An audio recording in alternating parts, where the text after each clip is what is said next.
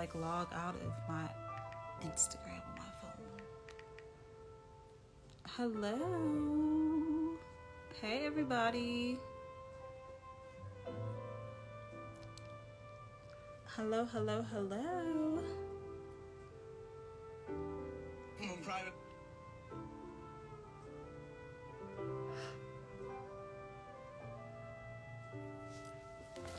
Hi. I don't know, I feel like it's moving weird, but I guess it's okay. Is it lagging for anybody? How y'all doing? Hi. Thank you. Wait, let me turn.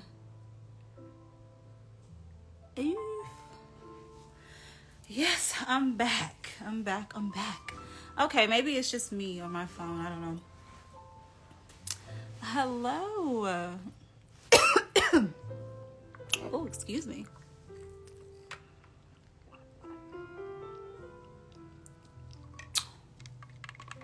Hello. How is everybody doing? What's going on? It's been a while. It has been a while. I'm glad to be home. Excuse me. I'm doing good. I just got home, literally. I've been out just running errands, trying to get some stuff done before Thursday. And so, yeah, that's what I've been doing. What's the background music? It's just jazz music on YouTube, girl. So all you got to do is just Google like gloomy jazz or trumpet jazz or Dior jazz or like jazz club music. Just any form of jazz, and you can find like your type of music or whatnot. Are you cooking or catering? Neither. I'm just showing up to eat, girl. Cook? No. If it starts lagging, I'll hang up and start over. No. Lo-fi jazz, like it's so many. Just Google it. And I have on my YouTube, there's a playlist that I have that's public. That I put all the music that I find in there, so like all the jazz. So if you are subscribed to my YouTube, I have like a public playlist with all the music. And then of course, I got my Goddess Vibes playlist that's on Spotify, so don't forget about that either. How do you feel now? Was your second time better than the first? She's like, let's just get right to it. Okay, like what is all this small talk? Ooh, child. Yeah, I feel wonderful, lighter, very open. I'm very sensitive, I'll say right now. Every time after one of these experiences, there's just a lot of processing that has to go on too. And so that's like a part of the integration process. So it's sometimes difficult to put into words because I'm also still trying to understand a lot, but for the most part, the biggest thing is I feel lighter. I feel good, and it's kind of hard to like put into words, there's just no words to describe. It's unexplainable. But the thing is, like I've always said, every time I have a live chat, you can access these same things within yourself simply through breathing and meditation. You don't have to do any of the plant medicines to experience bliss, nirvana, whatnot inside of you. You can literally sit with yourself, sync your breathing while you're meditating, and experience some of the same feelings. The biggest thing is what your intentions are and your purpose. And so that's something that you always, you have to keep in mind through all of it. That's really it. So your intentions are extremely important. So, but I feel good. I'm still like processing and all of that. So yeah, meditation and breathing is so powerful. I'm telling you, like, and it's something everybody can do. If you can just dedicate like 10 minutes or so of your day, start small and then work your way up, you can achieve and unlock many things. And it's something that a lot of us just don't do. We don't take a moment to just sit with ourselves truly, to just breathe and just connect with ourselves. And it's no different than praying. Meditation, prayer, it's the same thing. So when you pray, that's like a form of meditation as well. So you can just sync your breathing with that to access the natural DMT that's within your body, because we all have it inside of us. Yeah. Is there a certain frequency you reached? Yeah, I went. Ooh, yeah, I did.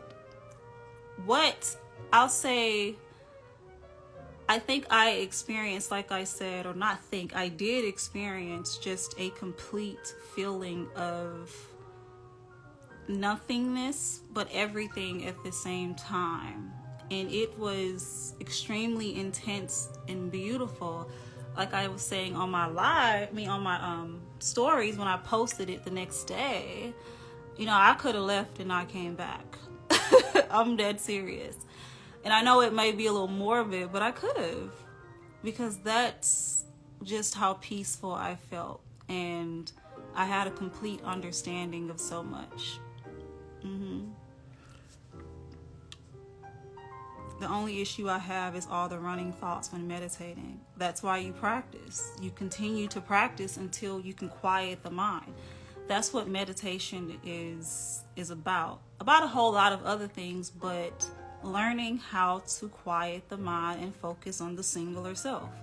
So if you're still having issues, you just have to keep doing it. You don't stop just because you feel like, oh, I can't quiet my mind. You don't give up. Just like you don't give up on a lot of other things. So you keep trying, setting the intention to do so until you get it. That's what makes you a master. You don't become a master of anything overnight. There's work, time, dedication, surrender that comes with that. So you just got to keep doing it. Like, that's it. So don't stop and be frustrated because you can't get it right. So just keep doing it. You have to every day. And so that's why I'm saying, like, even if you just start for like 5 minutes, work your way up to 10 to 20. You just do it and you keep practicing. Practice makes perfect. I know we've all heard that. So you just continue to do that. Thank you. I'm glad to be back home.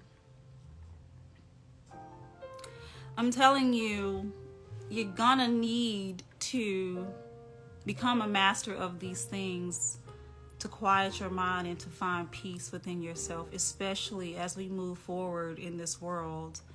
It's going to become extremely important. With everything that's going on, you got to learn how to acquire these things within you.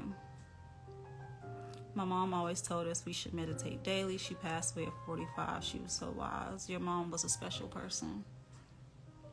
Because these things were not things that I was introduced to when I was young. It wasn't until my adult years that I really got introduced to a lot of it and started to practice it myself. So you just got to keep practicing. Yes. Buckle up for 2025. And I was just going to say that. I was just going to say, ladies, I hope y'all ready, because it's our time now. And if you can feel it, you can feel it. But it's our time. So I hope that y'all are ready for this ride. Okay? Do you feel open to other dimensions? I feel open to like everything. Like I'm extremely more and more sensitive, more and more intuitive to everything around me. People, energies, it's all. So it's our time, ladies. Are y'all ready? That's why we've been having to do this work. It's literally our time. If you can't see that, feel it, or tell, I don't know what to say, but it's time. It's time to awaken the divine feminine within you. And that's why this work is required. It's required. You have to do it. And whatever work needs to be done, because there's no right or wrong answer, you know what you need to be doing. So it's time to start doing it for real. Yeah. You have a permanent spot. Thank you. I appreciate that. Yeah. I do, because I've never experienced love like this for myself. I thought Peru was the pinnacle. No. There are so many layers to peel back, and every time you peel back a layer, it just gets deeper and deeper. And now I'm understanding more, in reference to like the Buddhist monks and different people who reach light level, nirvana within themselves, what that's like. And a lot of them do that without any medicines. They do that strictly through breathing and meditation. That's why I said it's possible for everyone to accomplish it. So I now understand that. I know what that feels like. And it is such a beautiful thing. It's so beautiful. But that place that we were at, oh my God, I could live there. I'm like, I could have stayed there and not came back. I'm like, I'm selling my house and I'm not coming back. That's where I'm gonna stay. So, are you up for it? I guess is the question. Up for what? My goal is to be on that level. My 9 to 5 holds back so much. Yes, be Hollywood. This was something I was having a conversation with someone just about this, about how, and I even said this, how there's so many things in place, so many distractions, so many things that keep us from reaching these levels within ourselves. Because we gotta work, we got bills, you got this problem, somebody's mama is sick, and this and that. It's so much, that's going on. It's like a hamster wheel that we're on in this world that we don't get to hop off of it and focus on ourselves to truly connect with ourselves. And that's what's missing. True connection to ourselves. But it doesn't even matter because all of that is changing. So just continue to do what you can do with what you have. Yeah.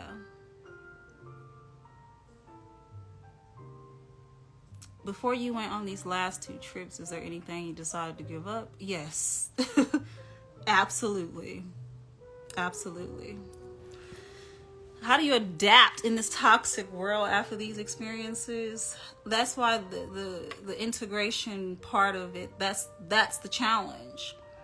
And so that's why we're given the tools to learn how to do that, because it's difficult. And I was just having this conversation today. It's not easy. It's not easy because I've changed and I've evolved to a whole nother level, but everything around me has not. And that's okay. But that is challenging. That is very challenging. So you have to find your balance within that and not be bitter, not be angry. You just got to find your balance between that.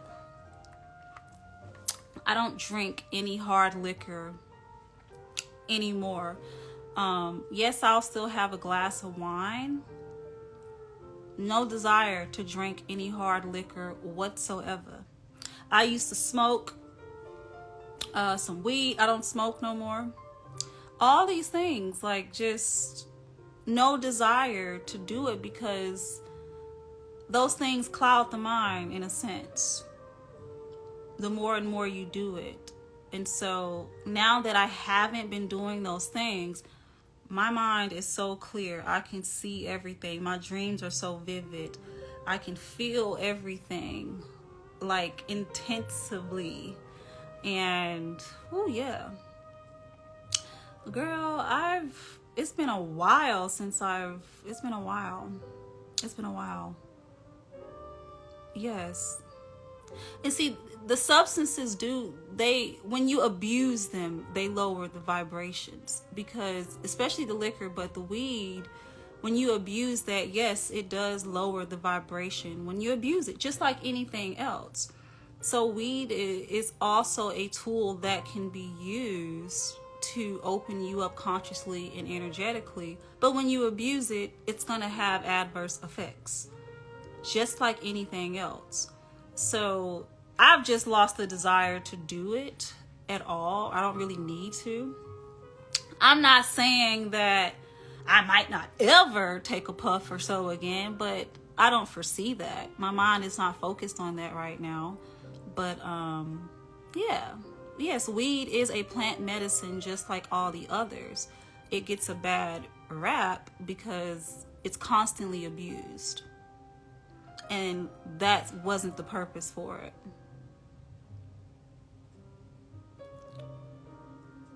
Yes.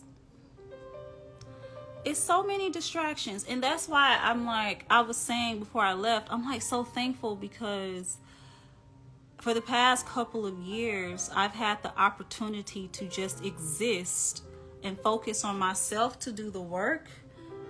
And that's not something I take for granted, because not everybody has the ability to do that.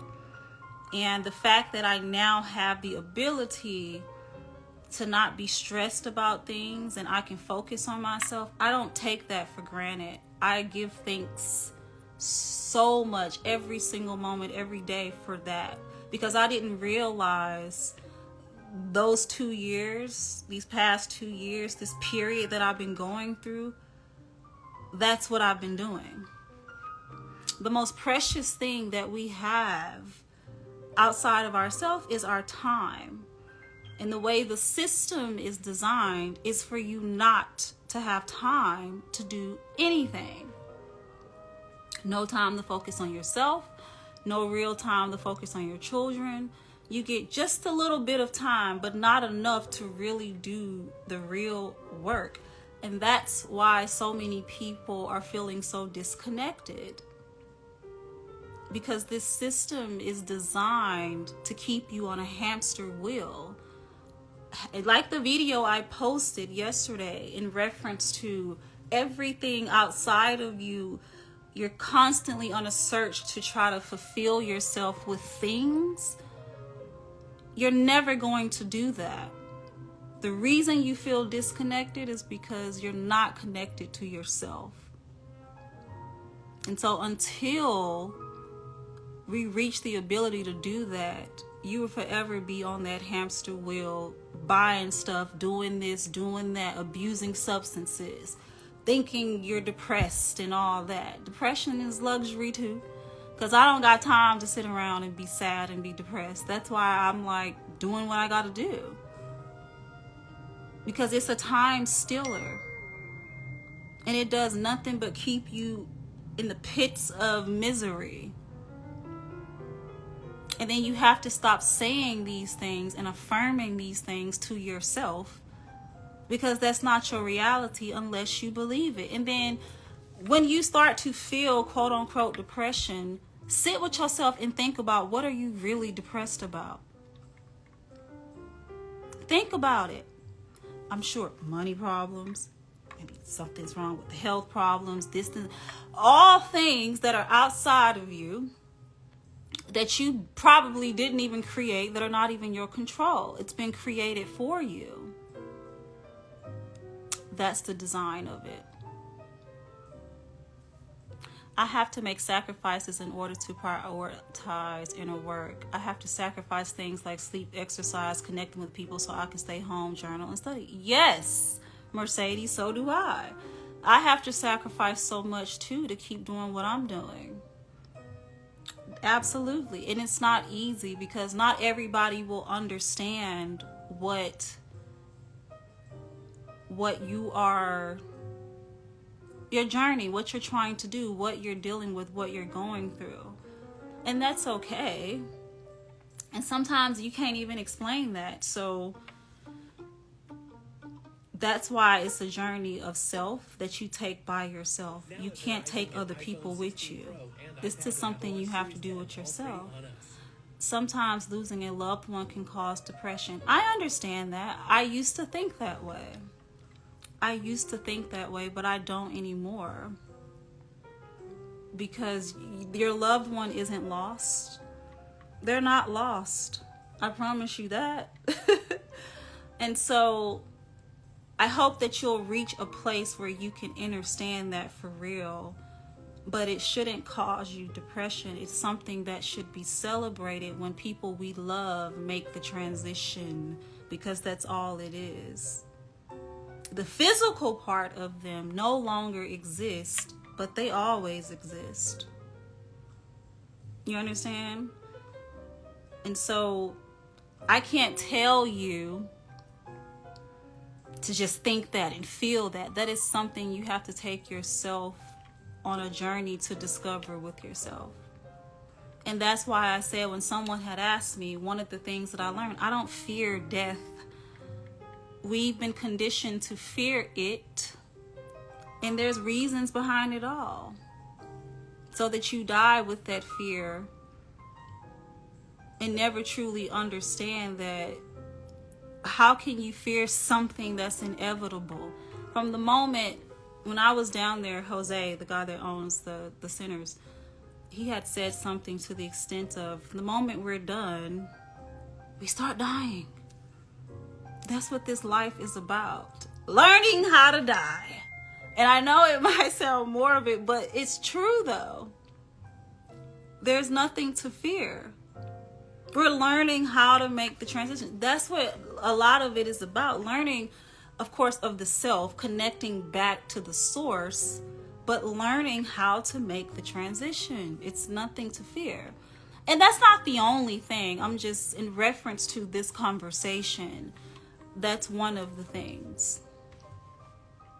You understand? And so it's not something easy to obtain within yourself, to find peace with that, because I struggled with that as well for a while. But now I see, I understand, I've accepted, I've surrendered. So I have no fear. There's nothing that causes me fear. There's nothing anyone can do to me. There's nothing no one can take from me that will put me in a place of fear. And that's why we're conditioned to have attachment to the physical so much, so that you stay so attached to things that you won't ever let go of those attachments and realize that, in a sense, none of this matters. It doesn't exist. It's not real. It's real in the sense because we make it real. We add so much value to things. You have to detach yourself from the things and just utilize them for what they are in this little matrix we live in. That's why learning detachment from things is extremely important.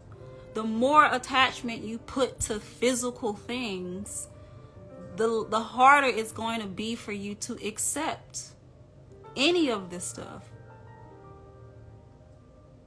Yeah.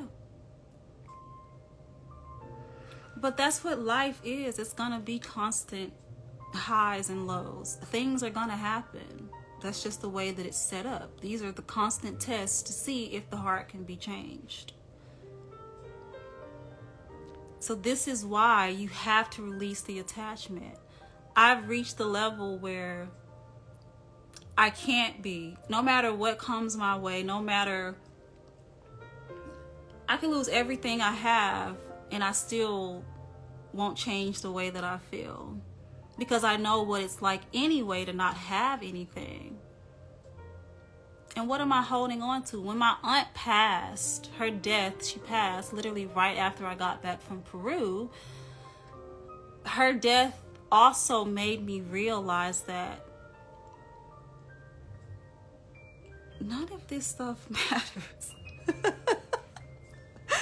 You know why? Because like it just does not. And I know she's happy. She's at peace. While we're all up in here sitting on her couch, we were forbidden to sit on, going through her stuff, selling her stuff.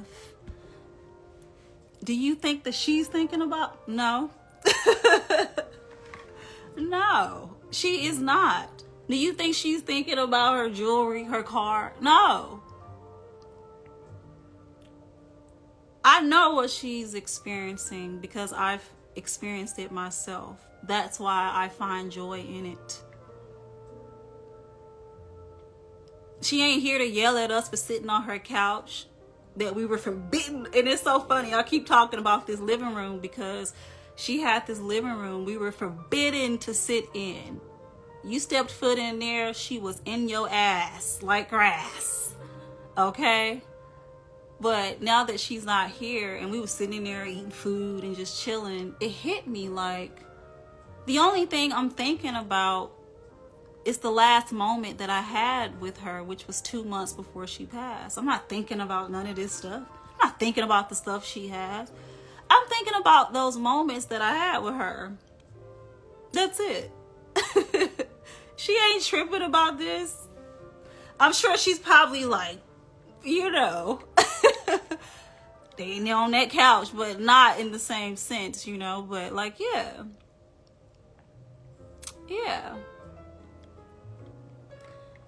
That was her sitting room. Old folks always got a sitting room. They always got a sitting room. And guess what? Now I have a sitting room. And now I don't care who sits in there. Because I remember I got my sitting room. And when my family would come over, they could not sit in there. Now I don't care.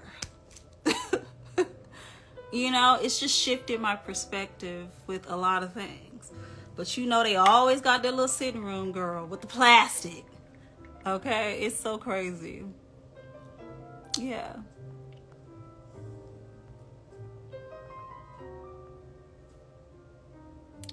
Thank you. I like your perspective on things. Thank you. I appreciate that. And that's what it's about. Growth and growing and evolving. Realizing these things. I don't know who this is. You're causing a disturbance. Sorry. Girl, yes, the plastic. So, again, all of these things can be achieved sitting with thyself, breath, meditation, yoga, even going outside, putting your feet in the ground and meditating is extremely powerful. Something we don't do often. All of these things to connect you back to self, to source, because that's what it's about. We literally all are connected. Ain't no separation. And until you reach that level of understanding, you will not feel that connection. And until you understand that this system is designed so that you do not obtain that, you won't. Yeah. Take your shoes off. You gotta, at least once a week, take your shoes off, go stand in the grass, and just exist. Just breathe and just exist. How often do we get to do that? Not often. But these are the things that we have to start getting back to, and it will help with your depression, with your anxiety, with all this crap that we call onto ourselves, these spells that we're putting on ourselves, pushing ourselves further into depression and anxiety and all these things that exist. What is that stuff? What really is it when you think about it? Yes, scientifically, chemical imbalances can cause certain illnesses, which I understand. But I don't speak these things to myself. I don't say I'm depressed. I don't say these things because I'm not. Because what is that? And anytime I might ever feel that I'm diving deep into the low levels, I gotta always ask myself, what is causing this? I'm stressed out because of some human shit that's been created to make me stressed out. And I always come back to myself after that. Crash out season. Yes. And it took me a long time to get to this place. And that's why I always say, like, you looking at years of serious investment, surrendering, and discipline. Long nights in this very room. In this room is where I've done some of my hardest work in my life, in this very room. Because your home is an extension of you as well. It's your sanctuary. That's why you have to make it that way. After you come home from the long day of work and you feel tired, still remember that you're going home to your sanctuary. Which is why I have always said, it don't matter where you live, what the conditions are, even if you just got a little room with a cot, I don't care. Wherever you are, make your place a place of peace so that you can relax your mind and connect with yourself. And if you are in a place where you're not able to do that, then you need to be figuring out how to get out of there.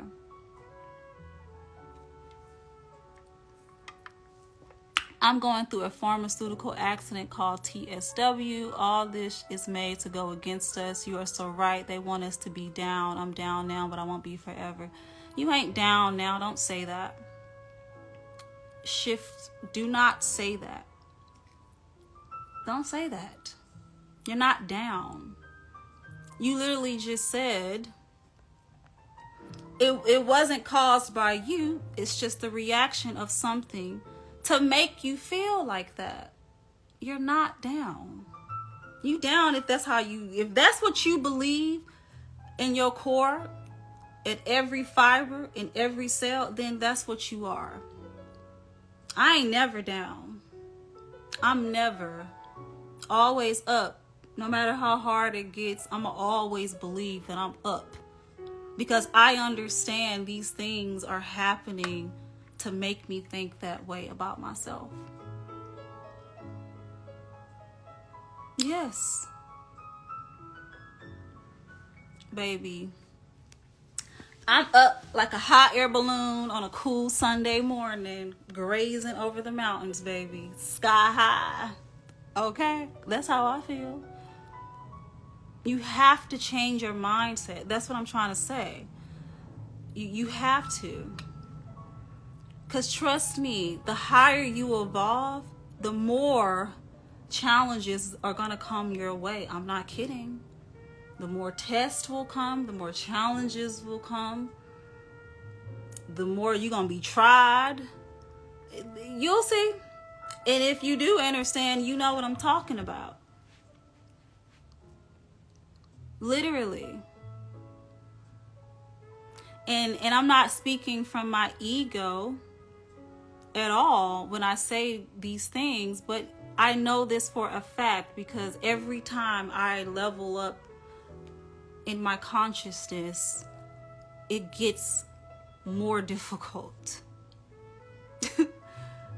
I'm dealing with something right now, but you wouldn't even know that. I'm dealing with something extremely stressful in this goddamn matrix, but you wouldn't know that.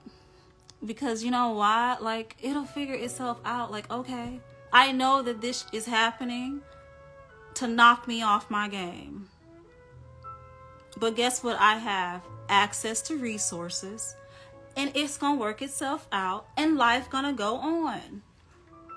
So why would I sit here depressed and sad about that? Like, for real. It is pure spiritual warfare. Seriously. I am dealing with lots of stressful things. More money, more problems, they say. The higher you evolve, the more the darts come. And it's true. That's why these tools meditation, connecting with yourself, breathing, detaching, studying, learning the truth of who you are is imperative, because that cannot be taken away from you. My heart can't be changed. And I've been through a whole lot, from being humiliated in front of the entire world on down. Heart still ain't changed. I can't be. Ain't nothing nobody can do to me that can change what I got now.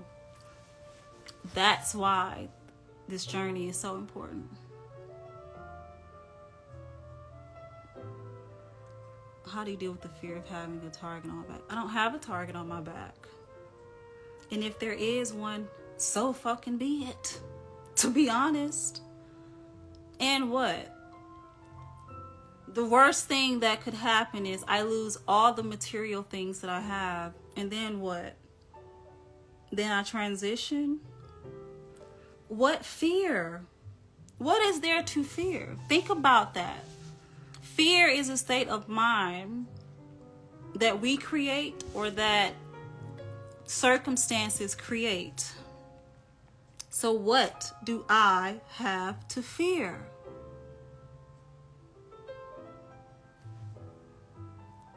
The inevitable is gonna happen anyway. When I ain't here, somebody else gonna occupy all this shit anyway.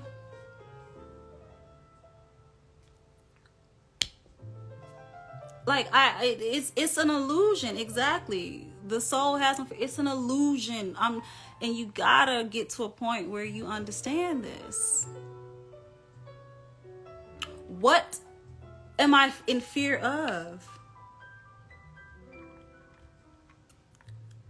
Losing some shit? Like, I don't know. Losing what? Losing my house. If I don't pay my taxes, okay. My car, my shoes, my bags. You know, somebody that I love transitioning. I don't see sadness or fear in any of that. Especially losing someone. Yeah, it may hurt. It may be a challenge because they no longer will be here physically, which is what we grow to have an attachment to, and that's fine. But now I have a different understanding about it, so I won't have the same reaction or emotions to it. Exactly. You're referring to spiritually. There's a target on all your backs spiritually. You're in the spiritual warfare.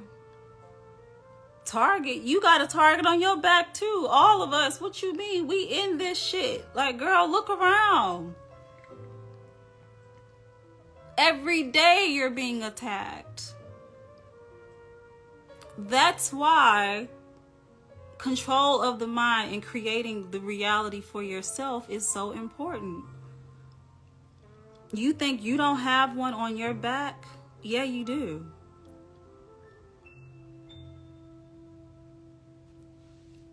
We all in this shit. Wake up, look around. Sorry to be so blunt. But you ain't no different than me. It's just the more conscious you become, the more tough it gets. But the target is already on your back from the moment you born into this place. You have to see that. You're no different than your fellow neighbor or human being. Exactly.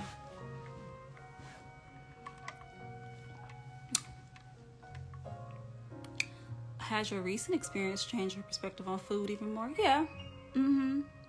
It has. Yes. I mean, I know, right? Energetically, you can protect yourself, but that also takes practice and meditation. Absolutely, it does. But I already know that I'm protected. And I don't have to do anything but believe that and keep doing exactly what I'm doing. I've been attacked since I was born, girl. That's just been a part of the journey since I was young. And it's not going to stop. It's going to continue. I know that. That's just a part of the process. But that's why the strength of the mind is so important. I'm telling you, I can't emphasize it enough. I'm telling you. And I know that may sound easy for me to say because I've been on this journey for quite some time, but I'm still learning. I don't have all the answers, okay?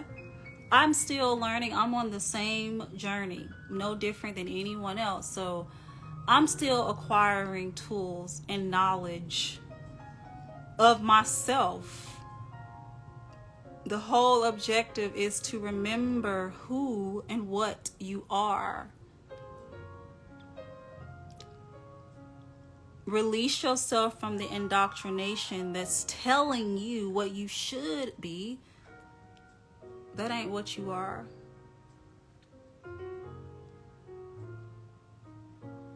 And again, I know it's, it's like, wow, but I'm telling you, it's a beautiful place to be, but it's not easy to get here.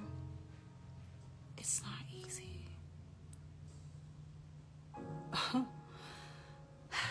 It's not easy, and it hasn't been easy, and I'm still going.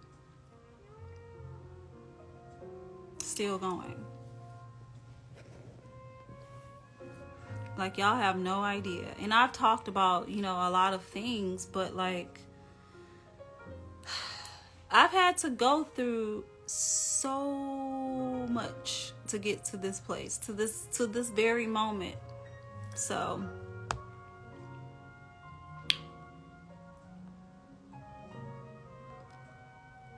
I need to do something about the spam.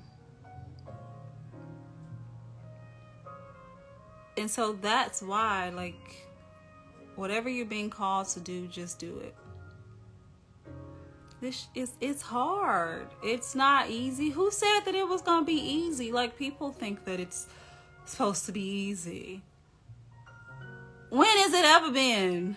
I'm trying to figure that out. Shit. When has it ever been? Like, no. So wake up and realize that the thing that you should focus on is those moments when you experience the pure happiness within yourself. Those are the things that you got to hold on to, not the bad things.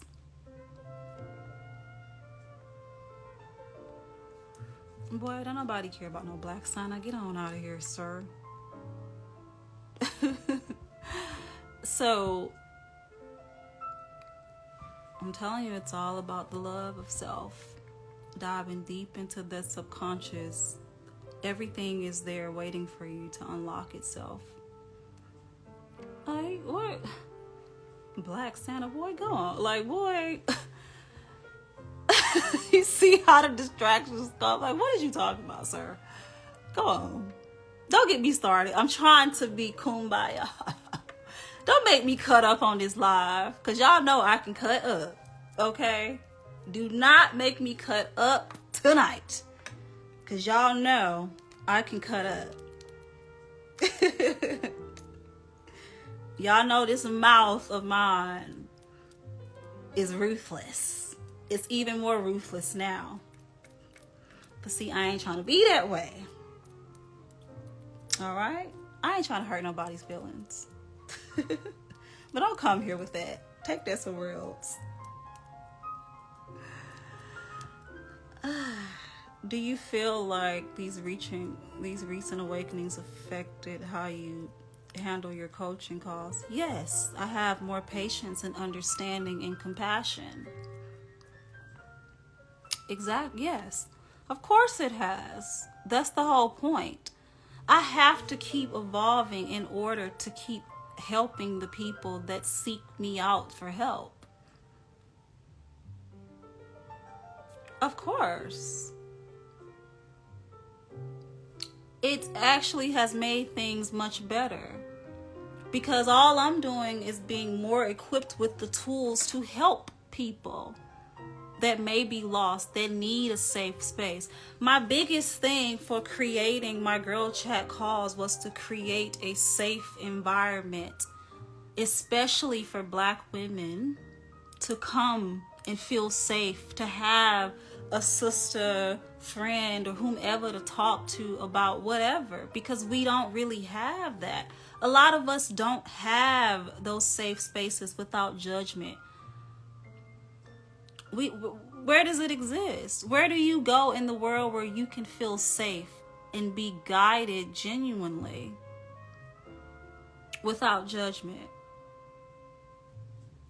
That's why I started doing that. But I realized that I still have work to do too.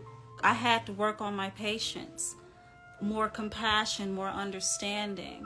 I have to continue to acquire the knowledge and the tools to be able to properly help people if they seek me out.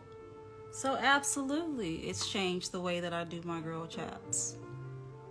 Absolutely. And I love that. So yeah. And they understand that. Right. A lot of us Black women don't have role models growing up. No, we don't. We do not. So who do you go to feel safe? Because if you don't have anywhere to go to feel safe, to release, to connect, you hold on to that and it's not good. It's not good. Would you be open to group girl chats? Like, what do you mean? Group girl, like more than one person on the phone? Like, what do you mean? That's why I appreciate that. Nicola, thank you. I appreciate that. Yeah. Like, who heals me? Me. I have to do the work. I have to be able to deal with a lot of this. This is what I want to do. This is what I've been called to do. Like, it just chose me. Maybe she means like a course, like a class. Well, I'll let her, like, I don't know. She'll, like, I don't know what she means. Your pages are empowering and thought-provoking. Thanks for sharing so much wisdom. You're welcome. I mean, that's kind of what this is. This is what these live chats are, girl chats. You know, you can call in. Let me turn it on. You know, I had stopped letting people call in because one time this girl called in and, you know, she was just weird. And it's like, ugh, please stay away from me with the weirdness. That's what this is. This is a group girl chat. But sometimes people have things that need to be dealt with in private. So that's what that is for.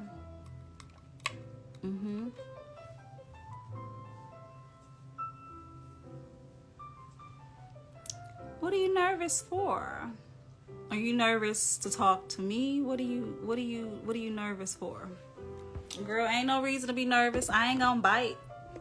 I promise. I'ma just be honest to tell you the truth.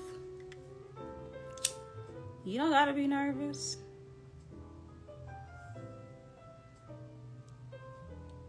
I'm not a stranger. I'm your friend, I'm your sister, your confidant. And even if it ain't me, I hope you find a space where you feel like you can feel safe.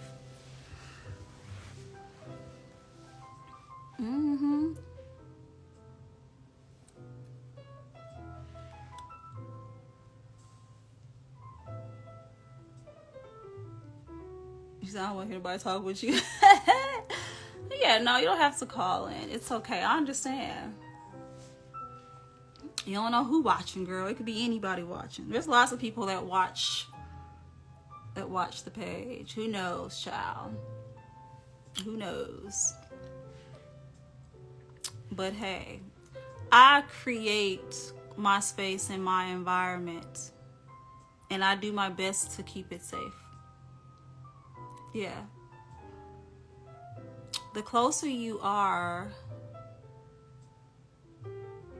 wait a minute, she said, I agree. I also feel like many black women overshare. I sometimes get secondhand embarrassment because they're seeking community and connection. I've said this, it's not good to push a lot of that out there for the masses, because you give people the ability to harvest off of you. That's why sacred spaces have to be created for us, especially black women, because our energy is extremely potent and powerful, especially our pain. It can be felt from eons away. And we don't realize we just be giving that all away because we don't feel like we have a safe space or community. And that's okay, because some of those experiences too also can help people. So, I mean, it's either or in that case. The more safe spaces and community we create for each other, the better it is for all of us. So even if it's not just with me, if you are a person that's called to help create your own community, there ain't gotta be just one. But people aren't gonna come to you if they don't feel the genuineness, because realness is felt. It's not something that it ain't something you can just facilitate. It's felt. People will feel that. So maybe you're the person too that's creating that, which is why you on your journey. Who knows? That's what it's about, creating connection. Women heal in circles. We heal in community. And so that's the point for all of us, to facilitate these things for ourselves.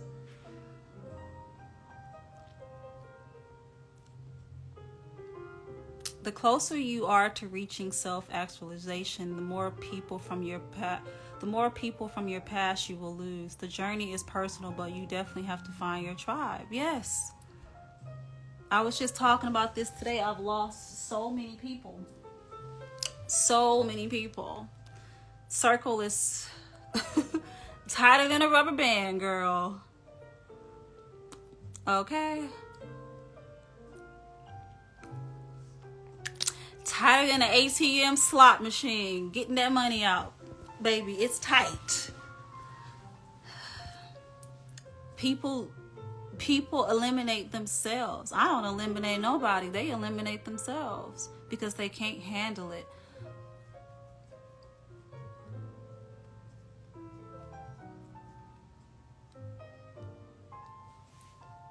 Thank you. This is my favorite color. This is Bond Girl by... What's that lady? What is this? Lord, I forgot. Tilbury. Charlotte Tilbury. Bond Girl. It's my favorite color now. I don't even be wearing makeup like that anymore. I just put on blush and just little mascara, girl, my little lipstick, and that's it. Because I've invested so much into this skin. Okay? Yeah. And that's the reason why.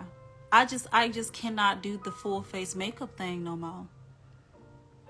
I just can't. It just, I feel like I look more ugly when I have on heavy makeup now. And even that took me a while to get to that place, to accept my freckles and just how I look. Because when I was younger, I used to be teased for how I looked, which is why I covered them so much. Because I never was made to feel beautiful for how I looked. And even though it's like unique, you know, so that's something I had to work on. And now I love it. I feel like the more peace you find within yourself, the better you look too.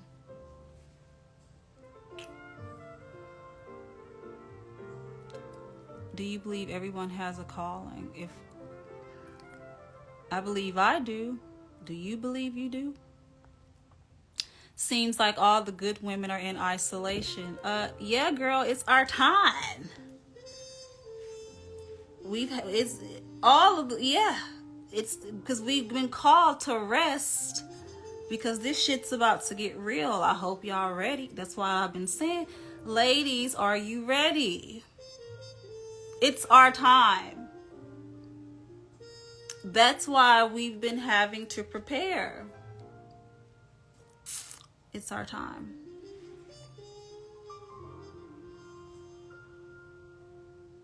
It's so funny now people are adding artificial freckles. I know, it's so crazy. I feel exactly the same. I take care of my skin a lot so I don't have to wear much. Yeah. And if you are a girly, now I'm gonna forever be a wig baby. If you are a girly who can do natural hair, anything in the natural area, it's your time. It's your time. That bag is calling. Okay? So if you specialize in anything natural with healing hair, whatever, it's your time, baby. The bag is heavy and it's waiting on you. I'm telling you right now, listen to me. The bag is heavy. So if you one of them girlies that got the skills with the hair, you know, anything holistic, whatever, it's your time. The bag is about to be heavy. So I hope you're ready to receive it. Okay? I'm telling y'all. It might have been slow. It may not have been as popular. I promise you, and you can remember this. The bag is heavy and it's yours. You better be ready to receive it. That's all I have to say. So if that's one of your skills, there you go. I'm telling you. That explains why your clove water is... Yeah. Yeah. And it also makes me remember why I cut my hair years ago to start all over, to get it together. I mean, I'ma still be bust down middle parts, okay? Don't get it twisted. But it's about to be all about that. I'm not kidding you. Estheticians ain't going nowhere. I told my esthetician, she ain't going nowhere. You locked in. We've been locked in 2 years now. We together. Okay? We like this. The world could be ending. I don't care. I'm going to get this face taken care of. Absolutely. I do my own natural hair and I've been getting so many compliments on this current style. Yeah. If you have any skill, you're about to win. That's why having skills are important. Everybody has a skill. What is yours? So whatever skill that you have, especially for the women, it's time to utilize that for real. Stop sleeping on it. Because it's about to be your time to shine. Well, it is your time to shine. So it's time for you to broadcast those skills. The wellness bag is up. Okay? And it's going to stay up because that's where we are.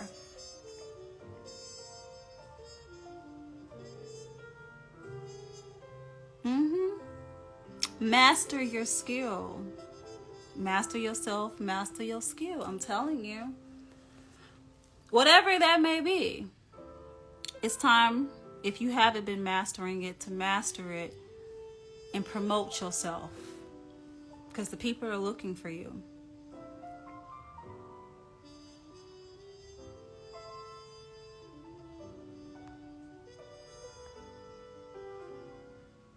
No, I just put, it's just a headband on top of the wig.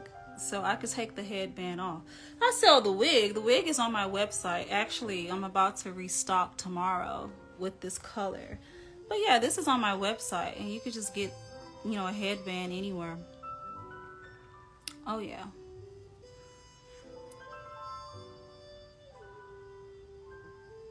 Just let men die out for 2 years. The wrong types, not all of them. Do you think we as women can heal, thrive without community? I haven't found my people yet, and it doesn't seem like I will. Stop saying that. You first got to do the healing for yourself to even connect with that community. Stop saying these limiting things. Yes, you will. You ain't going to if that's how you feel. I used to think that way. That's why I'm telling you that. I've been rejected from so many spaces. And I was always feeling like, when am I going to find my tribe, my people? You know? And I have. And that took a while because I had to get myself together, get my energy right, get my frequency right to attract that. Stop saying what you will not have, what you can't do. Because you don't have it right now does not mean that that's forever. You got to do the work and keep doing it. You want instant results, so you get frustrated when it ain't working that way. And now you want to give up and say what you ain't gonna have. No, you ain't gonna have it if that's what you think. Keep going. And I'm telling you this because I have been exactly where you are. And don't always think the tribe is gonna be 1,000 people. Your tribe might just be one other person. You understand? I've been rejected from so many spaces because those were not my spaces. So don't always think that a tribe has to be a plethora of people. You understand? Your tribe could just be one other person of light. But you have to shift your mindset from limiting yourself. Now is not the time to be dealing with anybody, men or women, that's going to make your life even harder than what you think it is. You'd be a fool to be doing that. Yes. A lot of beautiful women who tap deeply in their power, you know, become isolated in a sense because you don't fit into many spaces. And that's been like that for me almost my entire life. And I had to shift how I thought about that because I thought, well, I want to belong here. I want to belong there. That ain't where I belong. I belong exactly where I'm at. Exactly where I'm at. Okay? And I'm happy with that. I got my few people that I rock with. There's lots of people that love me and support me. Like, heck yeah. Yes. Get yourself right and you will see. It shall come to you. I promise you that. I'm not gonna, and if I'm ever wrong, I'll admit that. But I'm telling you right now, I'm not wrong about this.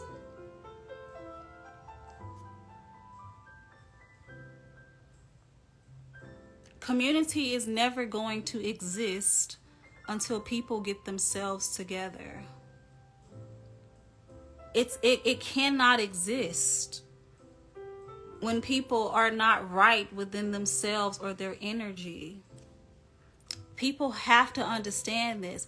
Everybody wants this massive community of people to exist, and they do exist. But until each individual person does what they need to do, it cannot exist on a mass scale. That's why you got to focus on yourself and stop looking everywhere else. Focus on you.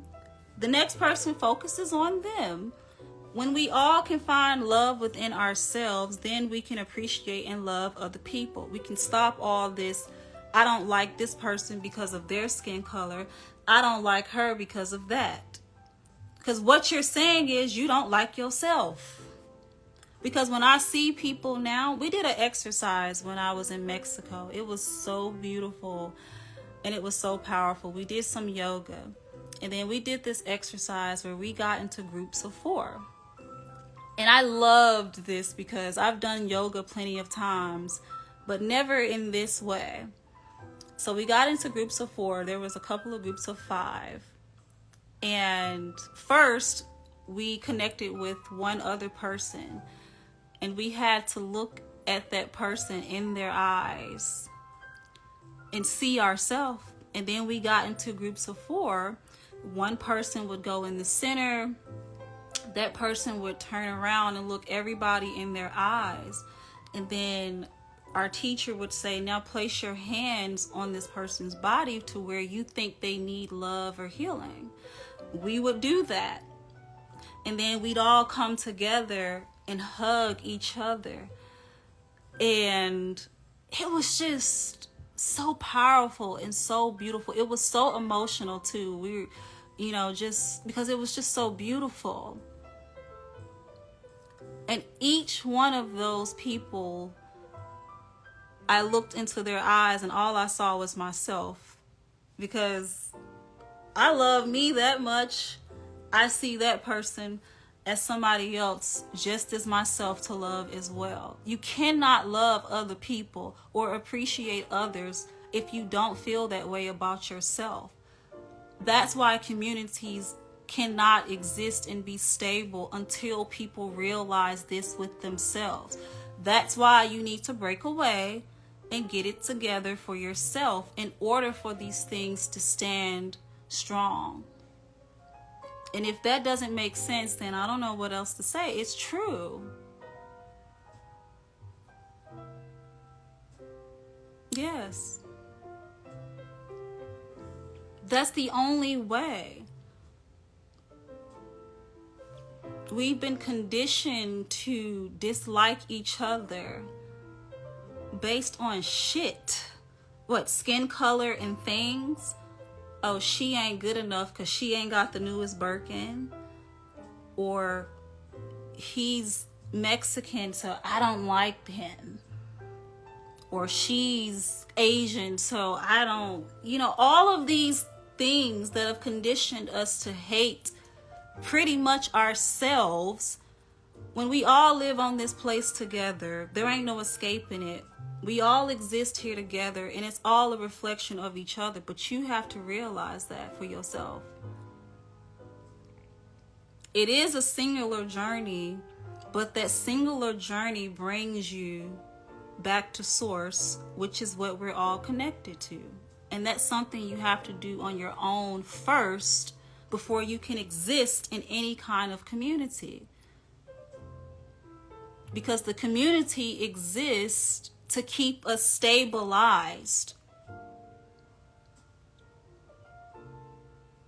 for support, for healing, stabilization, growth, comfort, safety. How can that exist when people hate themselves, when they're only existing in the community to serve themselves?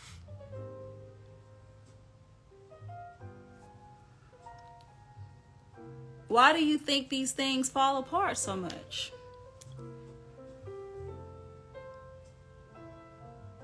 I'm just telling you what I believe and what I know.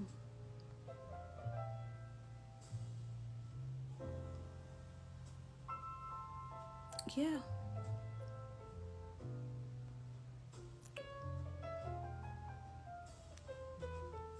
Did this experience make you view your family differently? Yes. I have even more love for them, more compassion and more patience. That's why I've had to isolate to understand that. Nothing about these experiences has shifted my perspective to anything negatively. If that's what any of you are asking me, it shifted my perspective to everything beautiful and positive. Because I see them for who they are, and I just love them for what they are.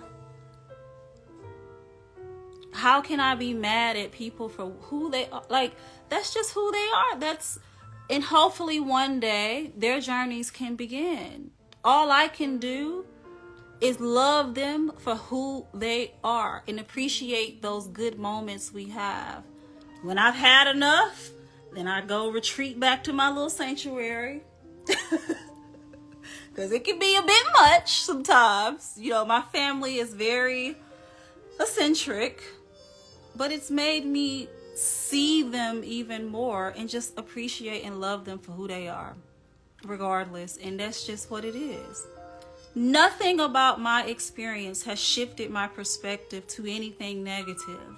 It's only shifted it to something more positive and more beautiful. Because I see myself in all of them. And if you're just in a place where you just can't deal with your family, that's understandable too. That's understandable, because you don't have to put yourself in spaces that cause you any type of pain or distress. Your job is to protect yourself. So even though you might love them, you may have empathy, that doesn't mean that you got to put up with any abuse or any BS now. I ain't saying that. All I'm saying is you just have to look at them for who they are. They're people just like us. It just may not be their time to realize who they are. And that's fine, because we all are on our own journeys. I cannot judge another for anything. That's what this has shown me. You know why? Because I had to go on my journey to get here too. And there have been people that have had to have patience and compassion for me while I'm doing my thing too.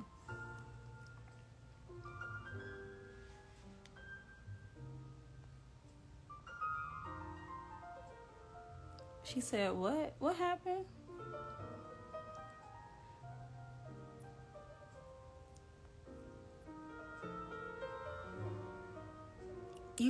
How do you protect the innocence of your children in this world and give them all?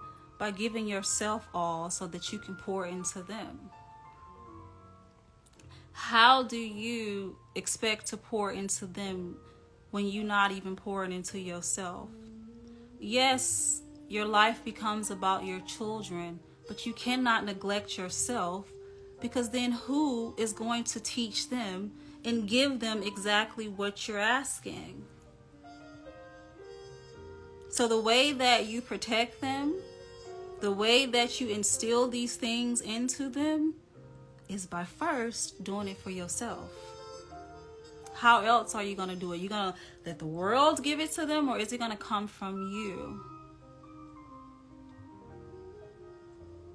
That's how you do it.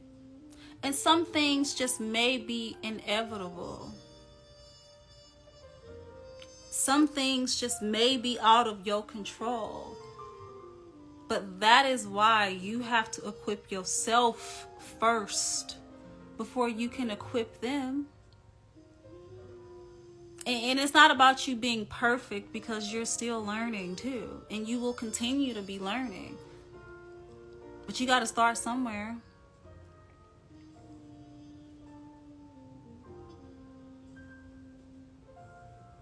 Thank you, No Sugar, No Cream. I appreciate that. Yeah, girl, ain't nobody focused on men. If you are still focused on men and that desperate, you ain't where you need to be. Another person is simply an extension of us. That's it. It's not the end all to be all. Because you got to be able to seek out somebody that's going to be good for you. And always focusing on that ain't going to help. You got to focus on yourself.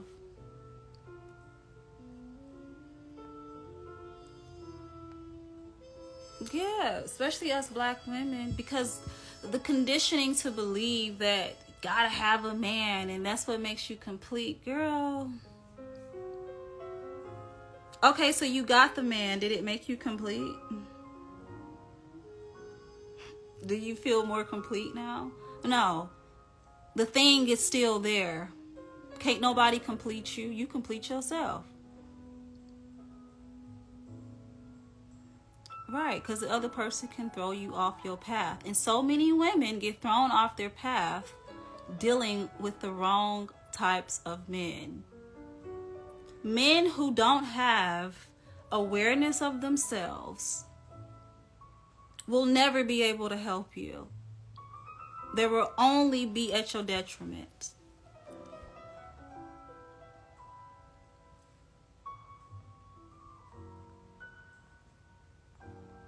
And I ain't talking about money, 50. I'm not talking about any of that. I'm talking like seriously.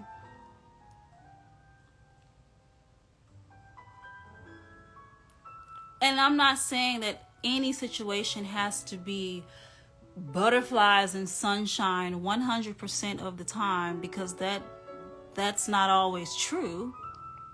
But if you are with somebody who's not aware of themselves, women too. I have these conversations with women all the time. Then you ain't gonna be good for nobody.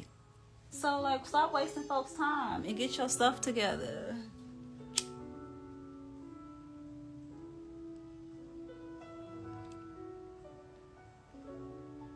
Just treat me good, I fulfill the rest of me. Solange already told y'all that. And y'all listening? And that line is so powerful. Just treat me good, I fulfill the rest of me. Extremely, extremely powerful if you didn't get that.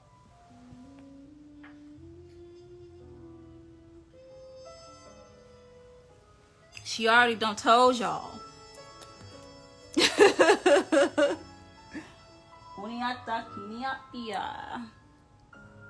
Yes, I always like be cleansing my little space, especially when I do stuff like this, because the energy be heavy, girl. Yeah.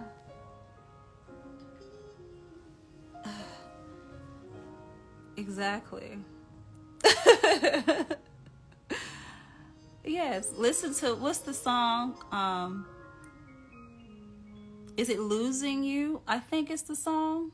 Yeah. Tell me the truth, boy, am I losing you for good? Yes, just treat me good and I'll fulfill the rest of me. He said she light the incense like a... That's how you know I used to be a smoker, girl. Rolling it. Oh, yeah. Oh, God. Okay.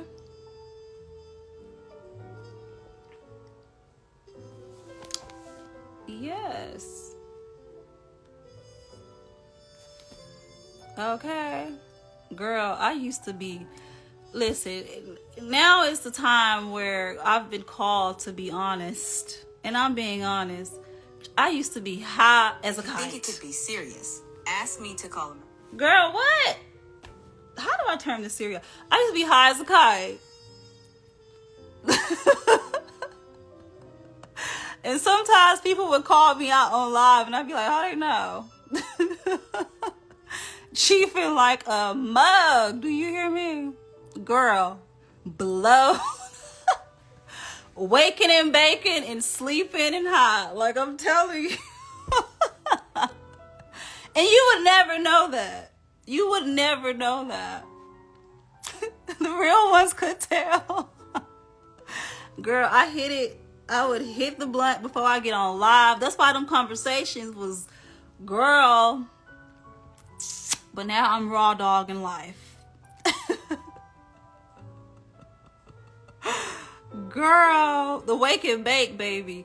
And listen, there's nothing wrong with partaking with weed because it's a plant medicine. It's just every day like that is not good for you, for real, for real. It should be used with intention, just like everything else.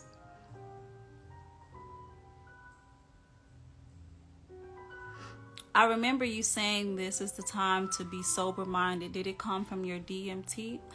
It came from the ayahuasca, the DMT, and then I had a private ceremony with the shaman in Peru, girl. where we had to drink this medicine and purge 15 liters of water. The hardest thing I ever done. And I just don't have the desire. Like, I don't even drink hard liquor. Y'all know I used to love me a cocky Cosmo. Your girl ain't had a Cosmo since before August. Like, way before, like, I don't think I will. Now is the time to have a clear mind. If you are going to use the weed, the plant medicine, it has to be used with pure intention. Yes, girl, the cucumber mint gimlets, baby. Y'all know we used to be lit on live. The real ones know? No. And there was nothing wrong with that. It's just, again, the plant medicine has to be used with intention. And all those medicines told me to put that down. I got to have a clear mind going where I'm headed. And so, yeah, I'll have a glass of wine every now and then, but I don't have and it's not like I was an alcoholic or anything like that. It's just, I always felt like I had to have a drink when I'm out, when I'm socializing, when I'm doing certain things. And I did not dream for 2 years. I'm glad that you said that. Because of the weed smoking, I was not dreaming for 2 years. Now, I can't tell the difference between the dream and reality. Well, it's the same thing. Yeah, that's what happens when you abuse these medicines. It takes away a lot of your natural abilities. I did not have a dream for 2 years.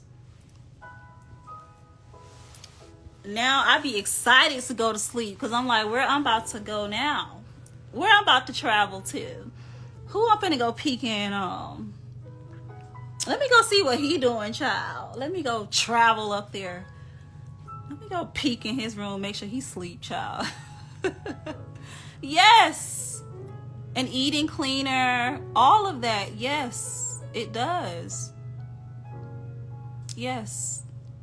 I did not dream for 2 years. I'm dead serious. Yeah.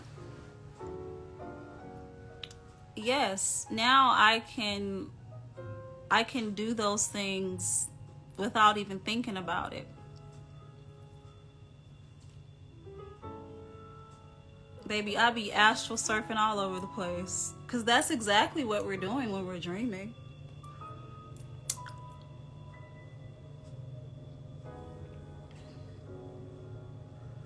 And we gotta be honest, okay? It's an addiction. And I had to be honest with myself and say that. Even though I was functioning, can't be smoking every day like that.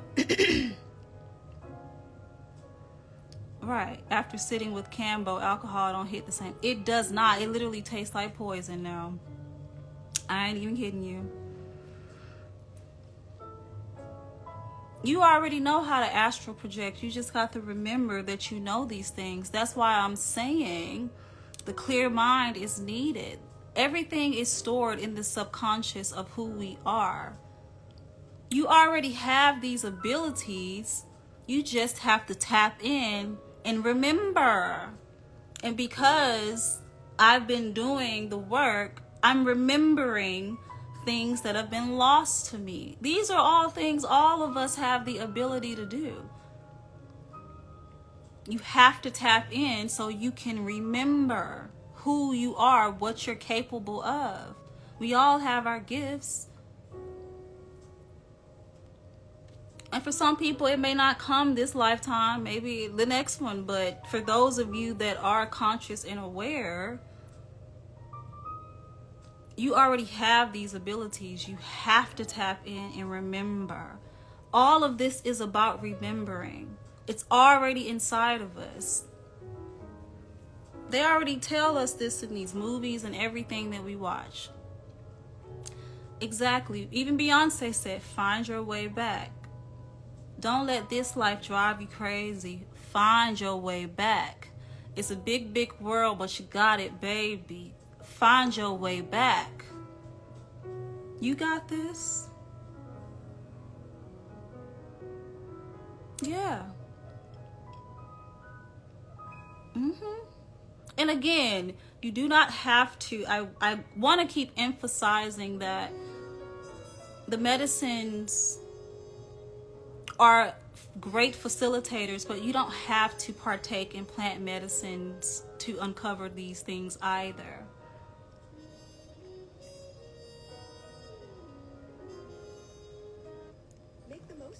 Because I don't want people to think, oh, well, no. And they tell you this when you're there as well, which is why when I'm at these retreats, this is why we're doing things like learning how to connect our breath with ourselves and grounding, the meditations and the yogas and all of these things that we're doing. They're helping us acquire the tools to be able to do this without the medicine.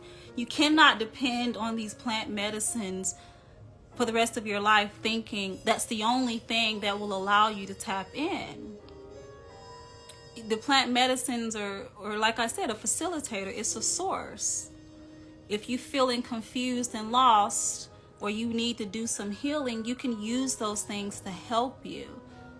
But I'm not dependent on the plant medicines for the rest of my life to do this. The plants have given me the tools, and it's helped me to deal with some heavy stuff. And now that I have the tools, baby, I got this. That's the whole purpose of this. And I just want to reiterate that and make that very, very clear. These things in nature are designed to help. That's why you can't abuse things like the ayahuascas and the DMTs and the mushrooms and the weed. Again, even weed is a plant medicine. And if you don't abuse it and you use it with intention, it can also be a great facilitator. They're just there to help. That's all. But you're not supposed to become dependent on it. You're supposed to receive the knowledge and the information and integrate these things into your life. That's what all of this is about. No different than when you go to training to learn how to become a nurse or a dentist or any of that. You can't depend on the books in the school forever. You got to take the knowledge that you're learning and now implement this. And you keep working on the self. You keep utilizing those tools to refine yourself. Were you introduced to the plant medicine during or before the retreat? I've been knowing about plant medicine since about 2015. But it was not time for me to go and do it. When the call comes, you just answer. I've been knowing about DMT, ayahuasca, all of this since 2015. It just was not time for me. And I think, and I truly believe, these things come to you and call you when it's time. That's why you got to listen to yourself. And so my birthday this year, which was extremely powerful, because my birthday, it was a full moon. I was on my moon cycle and I was going through my transformation, and it was powerful. And that's when I knew it was the appropriate time to go. And this is why you have to listen to yourself. I need to, can y'all give me 1 sec? I need to go to the bathroom. 1 second. I'm going to go to the bathroom and then I'm going to answer your question, JLS Pluto. All right. Couple of minutes. Be right back, you guys. Enjoy the incense. Be right back.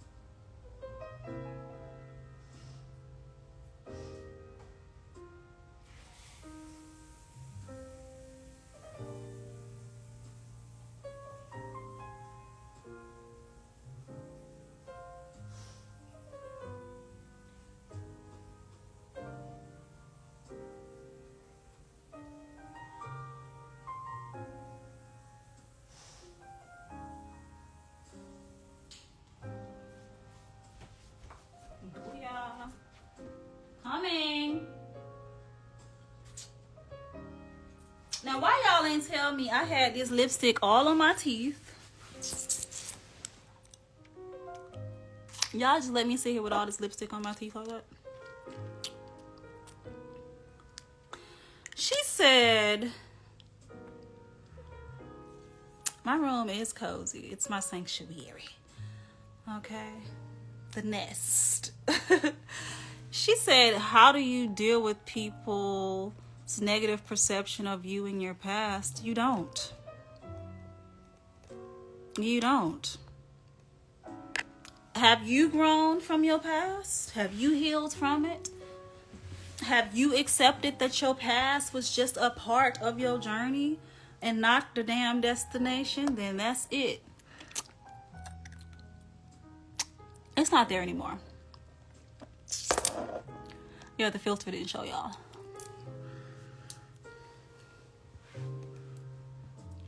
Your past is your past. The only thing we have now is the present. We can't go back and change it. What lesson did you learn from your past? Remove everybody else from it. What did you learn for yourself from your past?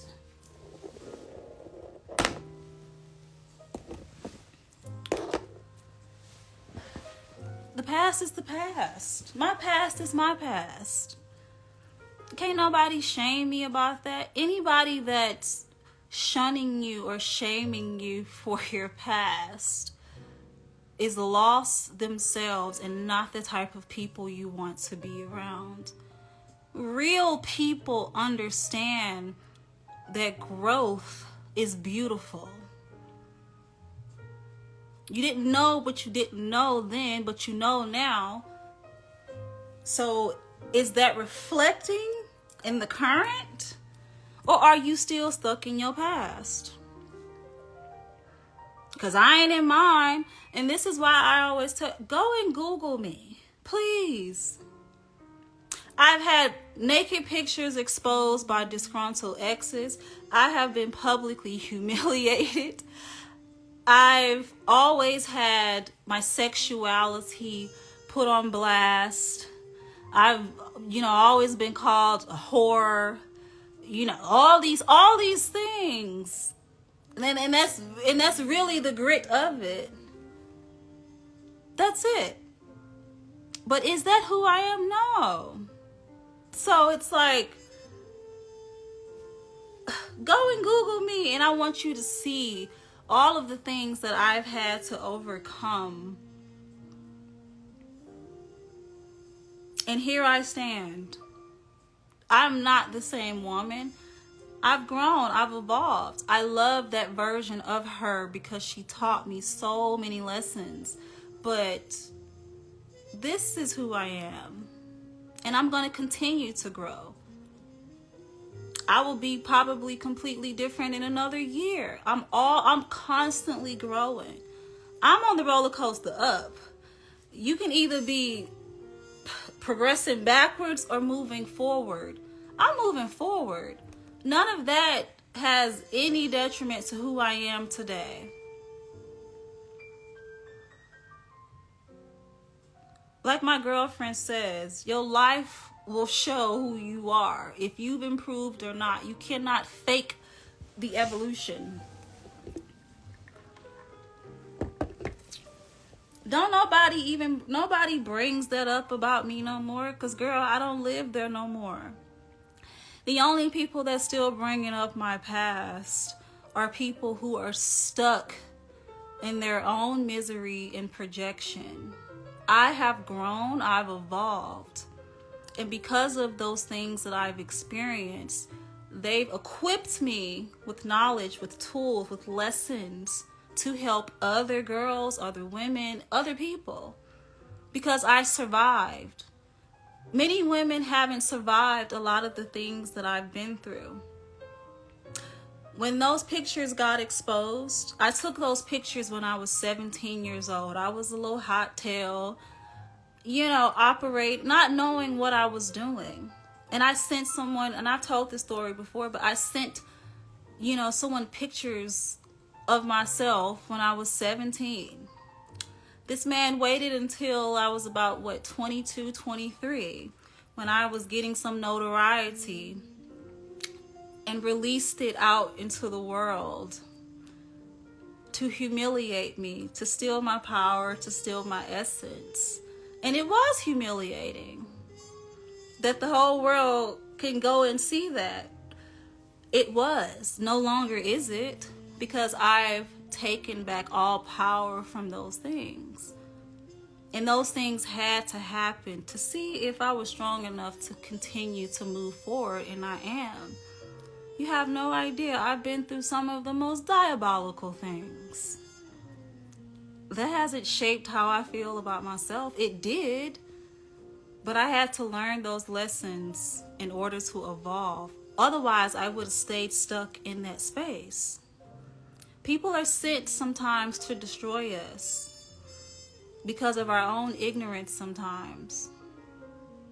And as awful as those experiences were for me, I learned extremely valuable lessons. And my life can be used, my lessons can be used as a method to help other people. Because I survived. You rewrite your own story. Nobody tells my story. I do. So you gonna let other people write your story? Or are you gonna write it? I write my own story. So when I say there's nothing that anybody can do to me to change what's in my heart, it's not possible. Hey, thank you, everybody. Shout out to the Hood Healer. She's in the building. Love you. And she literally, I remember when I was getting into the grit of my journey and I had discovered her, and she definitely, you guys, was a huge part too of, my leveling up journey too. And I've always said that, but yeah.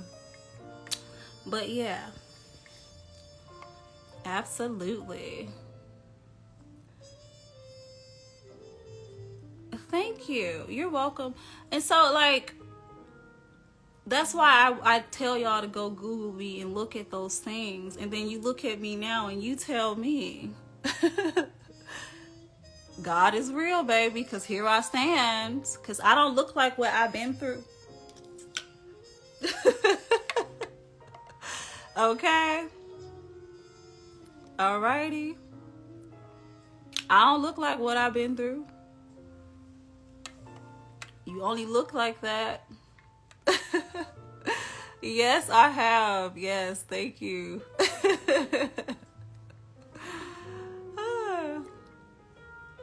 I don't think they heard you when you said acknowledge your own ignorance. You have to acknowledge your own ignorance. Don't nobody give you the tools to make it out the trenches. You just gotta make it. Baby, I had to fight. I've been up against the wolves themselves, and I've survived. Fear? I'm not scared of nothing. Can't nobody do nothing to break me.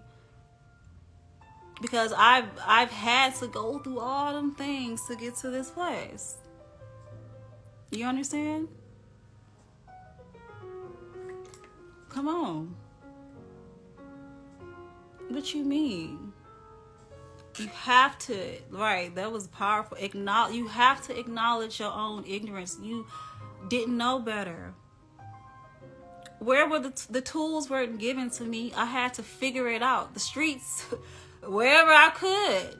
Searching for love, searching for acceptance in the hands of the wrong people. Thank God there was no serious harm caused to me, but yeah. And the hot girl days was just a reflection of a hurt little girl trying to find herself, putting herself anywhere she thought she could feel accepted and loved. Because that's all I was seeking, thinking that if only somebody will love me, not realizing I have to give that love to myself. Can't nobody fulfill me. I had to acknowledge that, and that's a tough realization, but I had to. And that's what's projected me into the space, the place, the understanding of myself right now. I had to do that. Nobody else is coming to save me.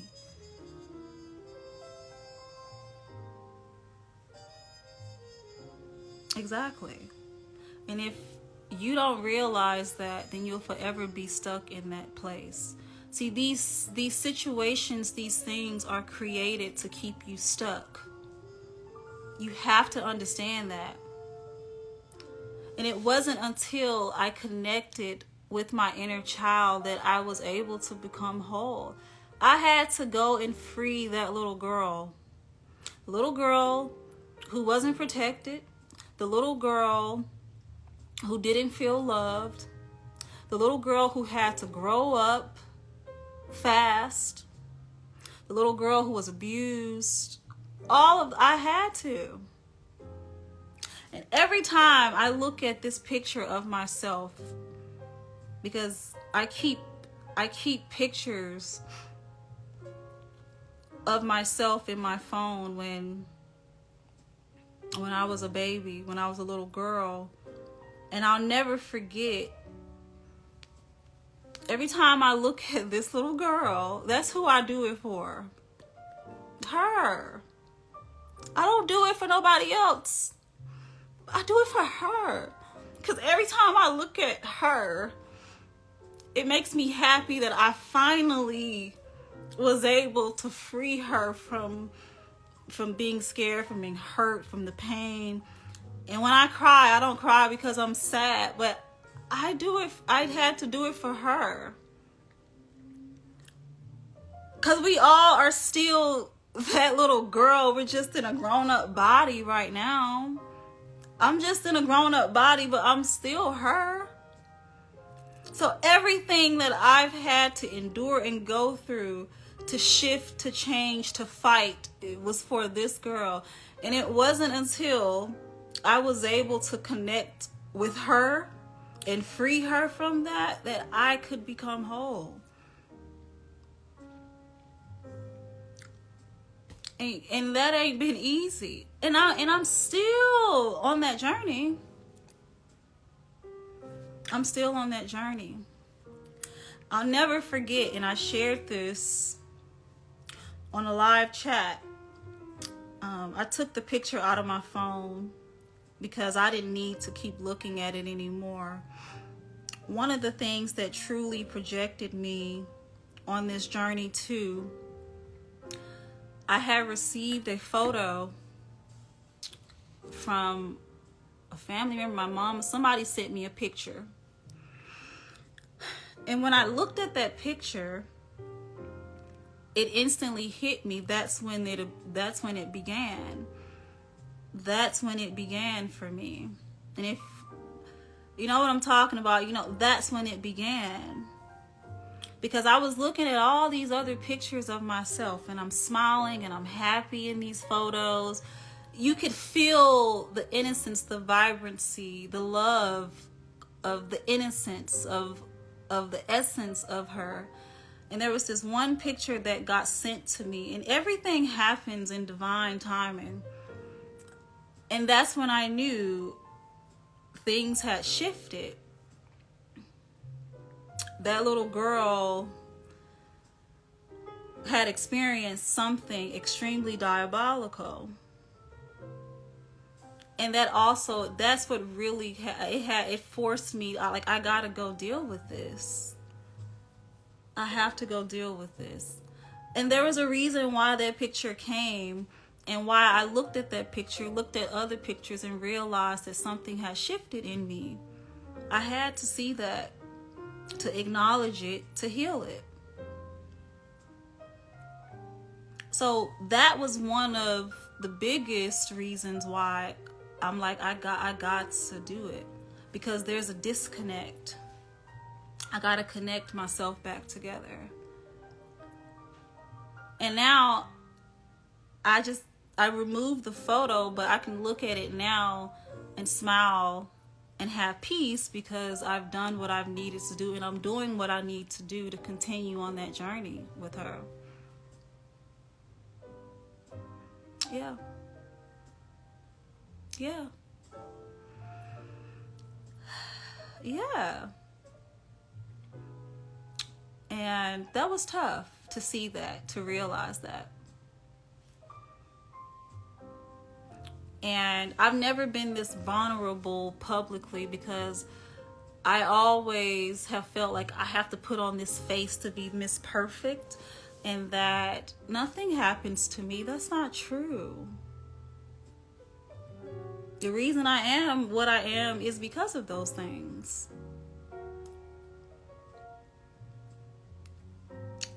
So that I could tell this story, so that I could help other people.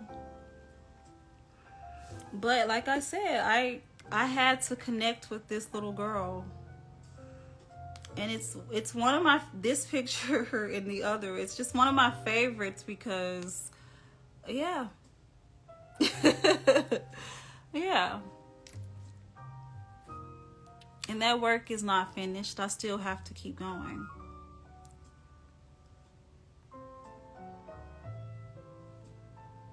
Yes, you can heal if you want to. I've been called to be honest. I've been called to be transparent. So there's no more, I don't have shame. I don't feel judgment of myself. It's just time for me to be honest. Yes, I love this transparent. Thank you. You're making me realize some was not built overnight as a 22-year-old adult and Black woman. No.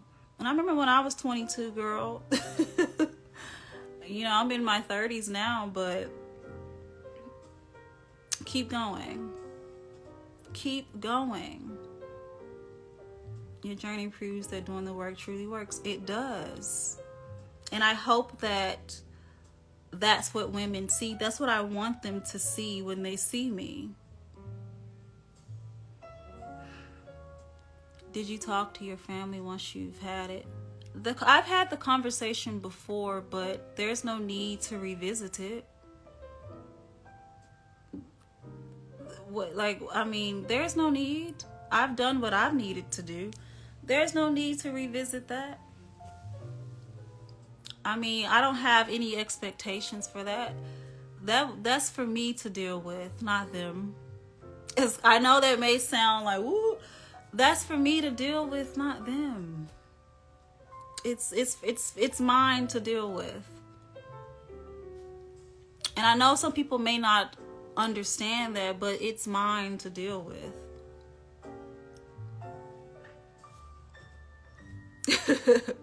So, hey. And these things run rampant in a lot of our communities too. And they're not all the time talked about. It's always swept under the rugs. Right, they're fighting their own battles. And I'm not just healing for me, I'm healing for everybody I love. A lot of us too are dealing with trauma from our mothers, from ancestors, and thereforth and on. It's in the DNA. The reason I know this is because of an experience I had when I literally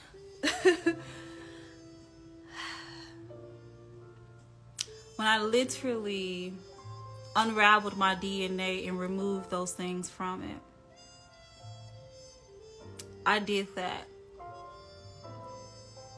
And that took a lot for me to say because it's like, whew, but I did that.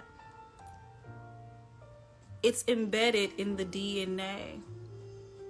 That's how deep it is. It's embedded deep in the subconscious. That's how deep it is.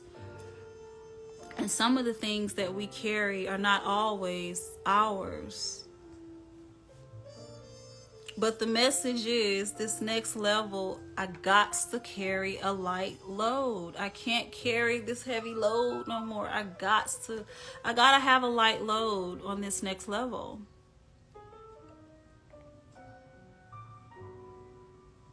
Yeah.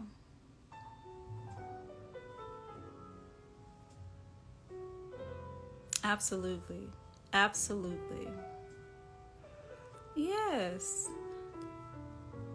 that's and that's how I learned to take myself away from my body. It was trauma response first, and I learned to connect it to my healing. Yes, that's when I learned how to disassociate from myself as well.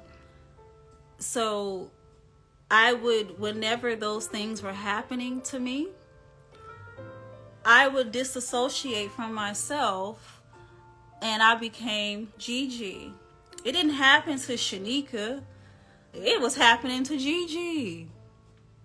And then I'd associate back to Sheneka and continue on, because it didn't happen to Sheneka, it happened to Gigi.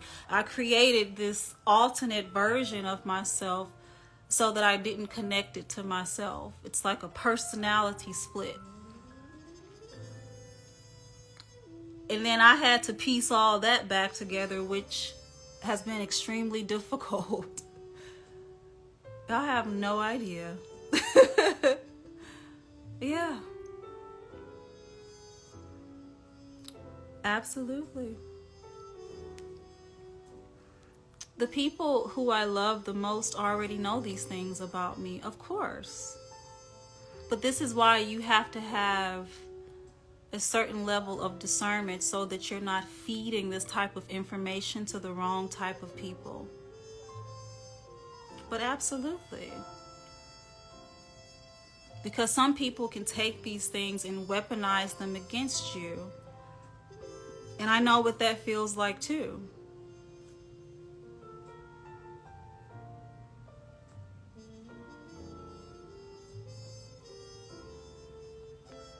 Absolutely.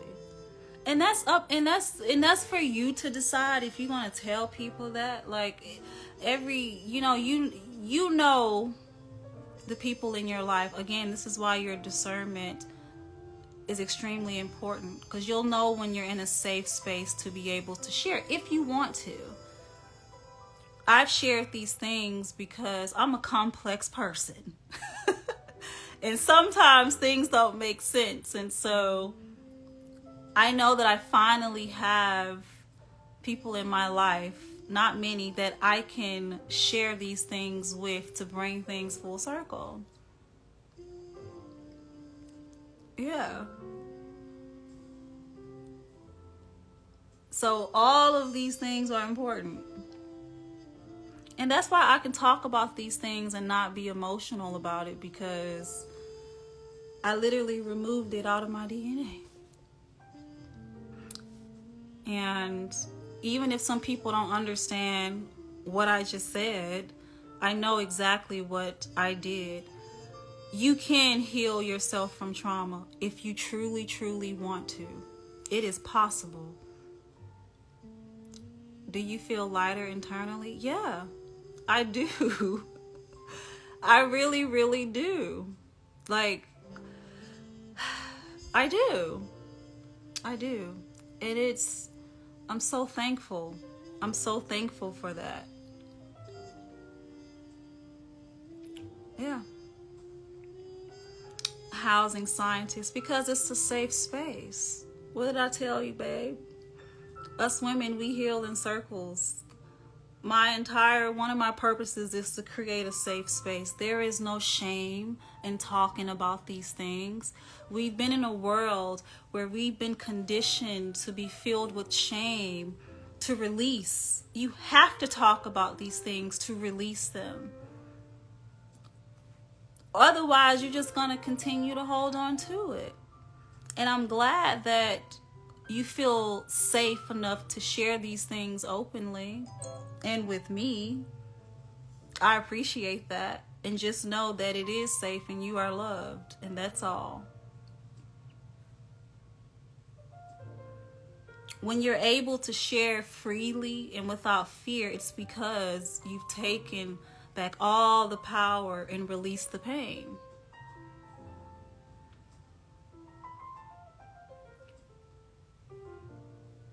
Do you think you could have done this in a relationship, or is it? No, absolutely not. This is something you got to do for yourself.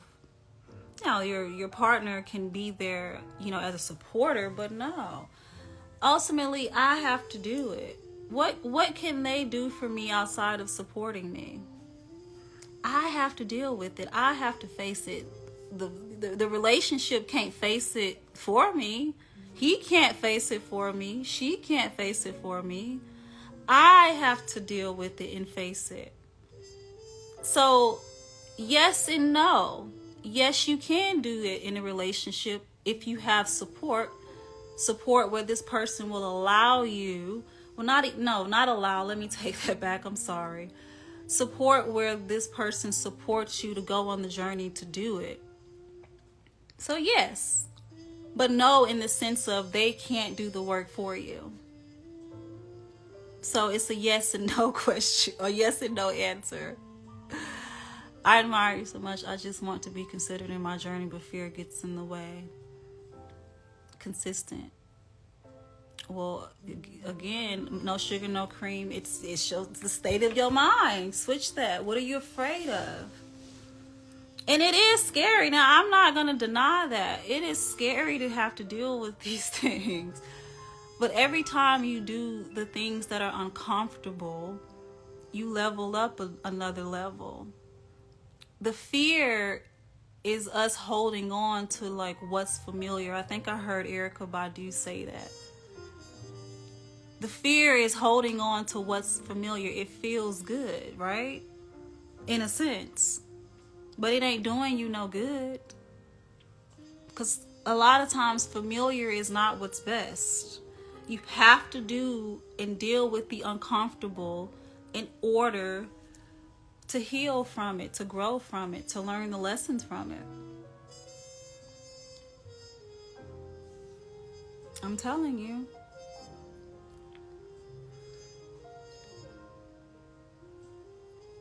Is there a part of your journey where your heart's supposed to get cold? Yes, that's happened, and that's okay. There was a point where I was angry and I cursed everything, even God. And I just, yes. But sometimes it has to go that far, that deep in order for you to get to the other side of it. I feel like your lives are my integration meetings. Girl, it's my integration meeting too. Oh, yeah. That's what this is about. Okay?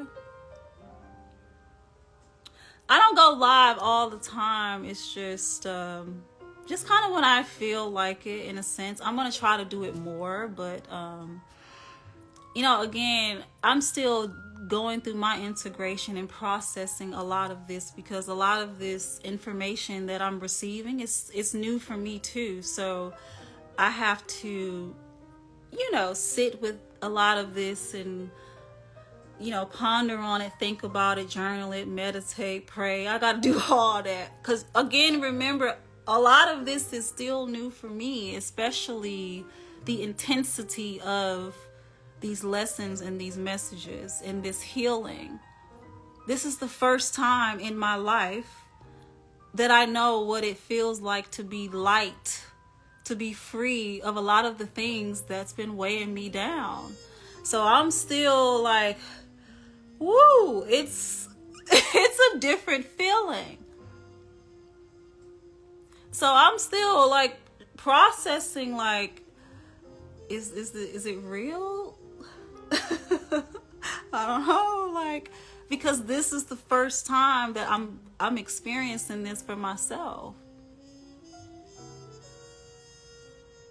So I gotta be in my little cave, in my sanctuary, and process this, because I'm like, oof, is it real? Like, hold on.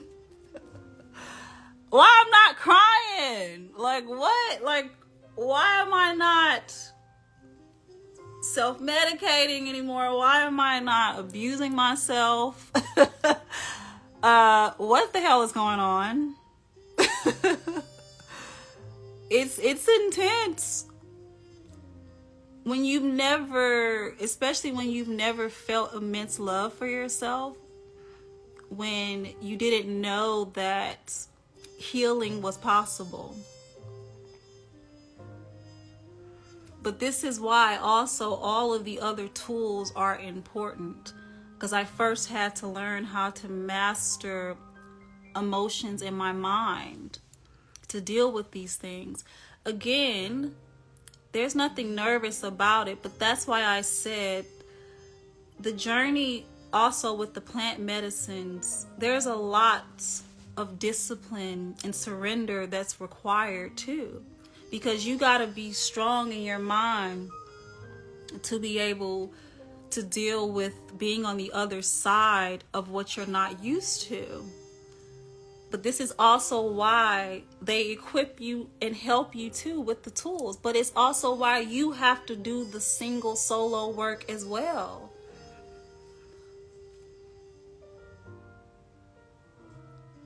Right, I love that. LS student account. She said you're afraid because you're just not ready right now, and that's okay. Yeah.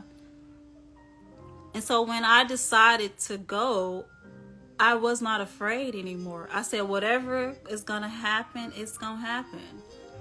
I had released myself from all the fear, and that's how I was able to go on the path. So it's okay if you feel scared, if you're not ready. Again, there ain't no finish line to any of this. It's a constant thing. We're constantly evolving, we're constantly learning, we're constantly growing and receiving. And when that trauma gets released, I'm telling y'all, I remember the day, and I was sitting there,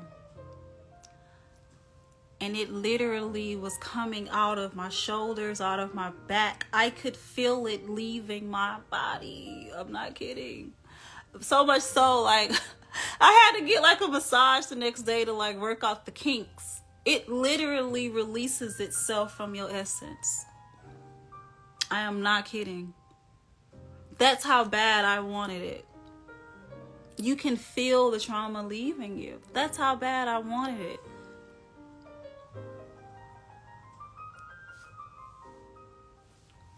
And so I'm the one that did the healing. The plant medicine just kind of held my hand. I'm the one that had to do that intense healing.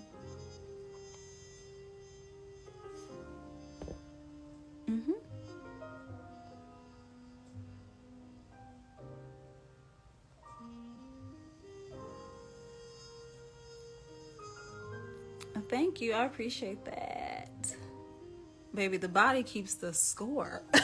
It sure does. But do y'all have any questions? And I'll save this live for my subscribers. Do you guys have any questions? Once I learned to be happy for other people, I stopped wanting everything other people had. And that's their journey and that's experience. Yes. And that's a beautiful realization. Do you feel that the traumas would have left your body without the plant medicines? Yes, because I don't. Like I said, the plant medicines were just like, you ever hear the term, you can lead the horse to water, but you can't make it drink?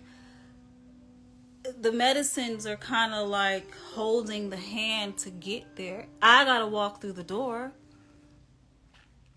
But they definitely helped. Absolutely. I've done therapy. I've done everything. I've tried everything. And I'm still willing to try whatever I need to if I feel like I need to. But I didn't want to go to any psychiatrist and whatnot and be doped up on medicines. And I'm not saying that these things don't help people. I'm just saying, for me, that's not what I wanted. I wanted to raw dog this and deal with it. That's what I wanted. I don't want some pill to help. No. I gotta raw dog this thing. Okay? That's the only way it's gonna happen, baby. Okay? And so, yeah. Ayahuasca is what I'm speaking about. Yes.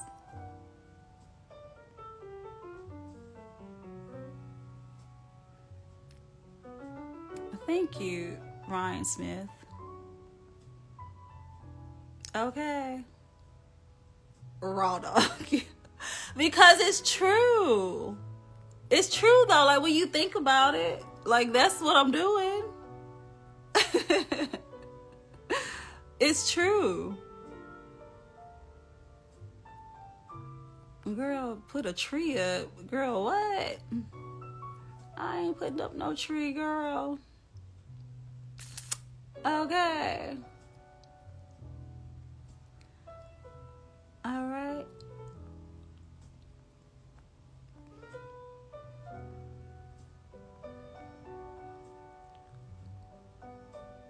Yes, I have, King Jessica.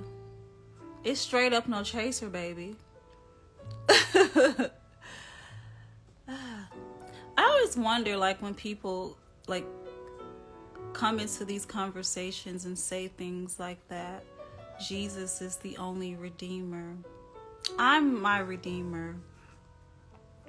Be thankful for Jesus for the lessons that were left behind. I am my redeemer. I'm not gonna attest anything to nothing else outside of me. I am my redeemer.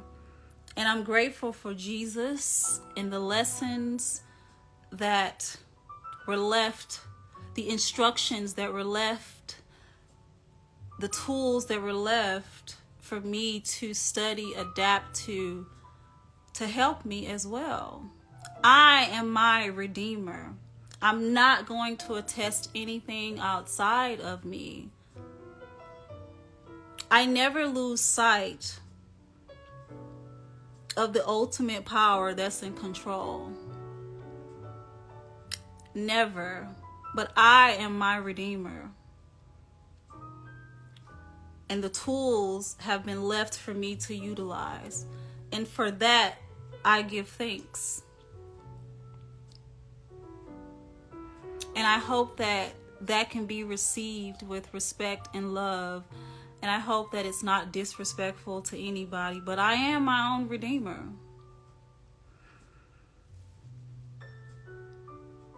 I am.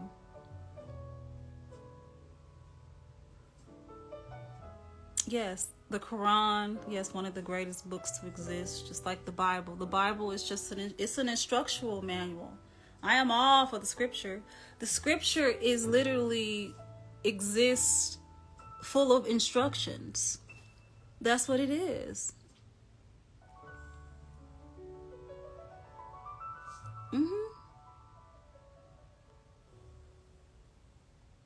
Have you had moments when you were being called higher and you didn't answer? Yeah, I got my ass humbled. That's what happened. That's what happened. Yeah. Okay. Exactly, Deborah. Yeah.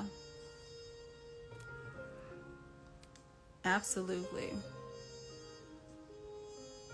Yes, it's literally a guidebook with it's an instructional manual, just like any of the other books and any of the other tools. Are there any more questions?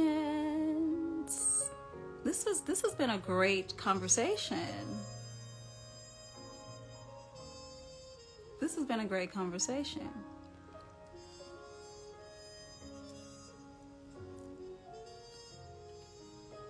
Oh, thank you.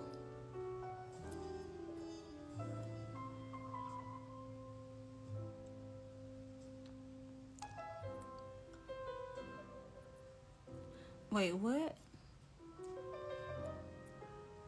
Hold on, I'm sorry. I believe, yeah, absolutely. I'll never forget that. Oh, thank you. I appreciate that. I am Journey Austin. Thank you. Baby, I'm walking it, girl. I'm walking it. In high heels. Yes, absolutely. The lash specialist. Do you feel like you could have led yourself to these outcomes, or was the retreat necessary? Yes, I do. I feel like it was necessary. And not simply just for the medicines, but the space itself was healing. Sitting there connecting with my breath was healing. Being away from this world and being in the Amazon jungle was healing. Because sometimes the location is important too. Even though I'm in my sanctuary, sometimes the location is important too. A lot of things are important. So absolutely, it was necessary. Abso-freaking-lutely. Just like anything else may be necessary, absolutely. And I say that with extreme confidence.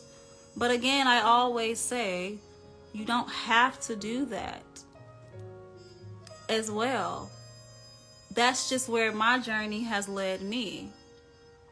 And maybe your journey may not lead you down the path of exploring with plant medicines. And that's okay, because you don't have to. I've always said that, and I continue to say that. You don't have to partake with the plant medicines to reach divinity within yourself. You can acquire this through breathing, meditation, journaling, simply taking off your shoes and connecting with yourself, grounding. There's so many things. All of these things are also things that we did at the retreat. It wasn't just doing plant medicines. We wake up, we go, meditate. We wake up, we go sit outside in nature. We wake up, we're breathing, connecting with the breath. All of it, I feel like, is necessary. But I think a big part of it is being disconnected from this world and being immersed in nature, because nature is truly healing. I do believe that.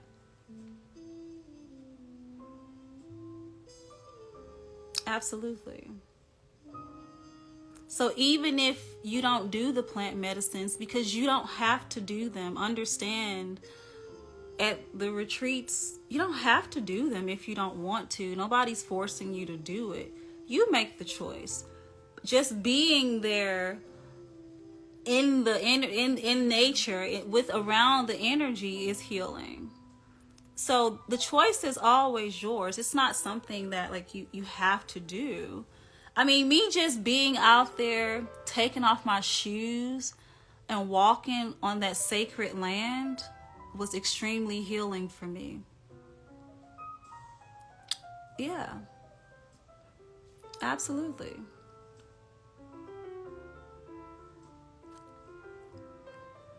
So you can just go take a trip and just go be immersed in nature and let that heal you. Put your feet to the ground and truly connect. And I know for a fact that that's gonna ignite something within you. Normalize traveling by yourself and just doing things that fulfill you within. That's healing. This pillow is healing that I got from the stove. Okay? These linen sheets are healing. Because linen literally heals the body. It's the highest frequency of any fabric. This is healing. Okay?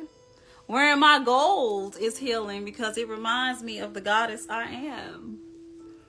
Healing can be whatever you want it to be. It's all about your mind and your imagination. Can't nobody tell you what is and what isn't. You tell yourself that. Okay? Sometimes I run a bath and I just lay in the water. I have music playing. I got candles. That is healing for me.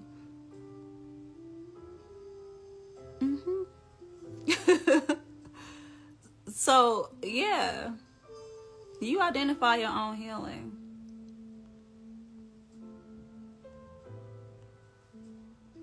Yes. So I hope that like answered your question. Any more questions? We've been on here for a minute. This has been such a great conversation. Yes. When I was in Mexico and I swam with the manatee, that was healing for me because it was so beautiful. To be there watching that animal and she was pregnant, the energy that I felt, the connection with that was so beautiful. Yeah. Yes. Because when you sit present in gratitude, you realize I am enough. And I am enough. Okay?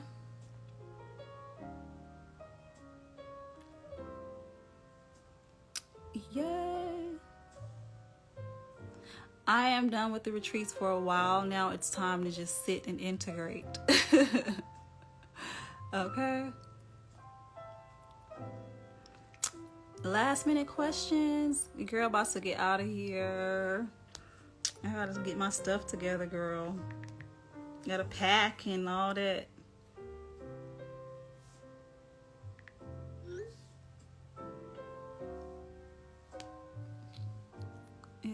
Yes, the manatee, she was pregnant. Society tries to tell you imagining things is weird, crazy, but it's actually a key part of manifesting. Yes, think of children. Think of children in their vast imagination. How free they are from a judgment or looking silly. We can learn a lot from children, actually. Children are highly intelligent little beings, and we need to pay more attention to them. Children are the real teachers because they're free.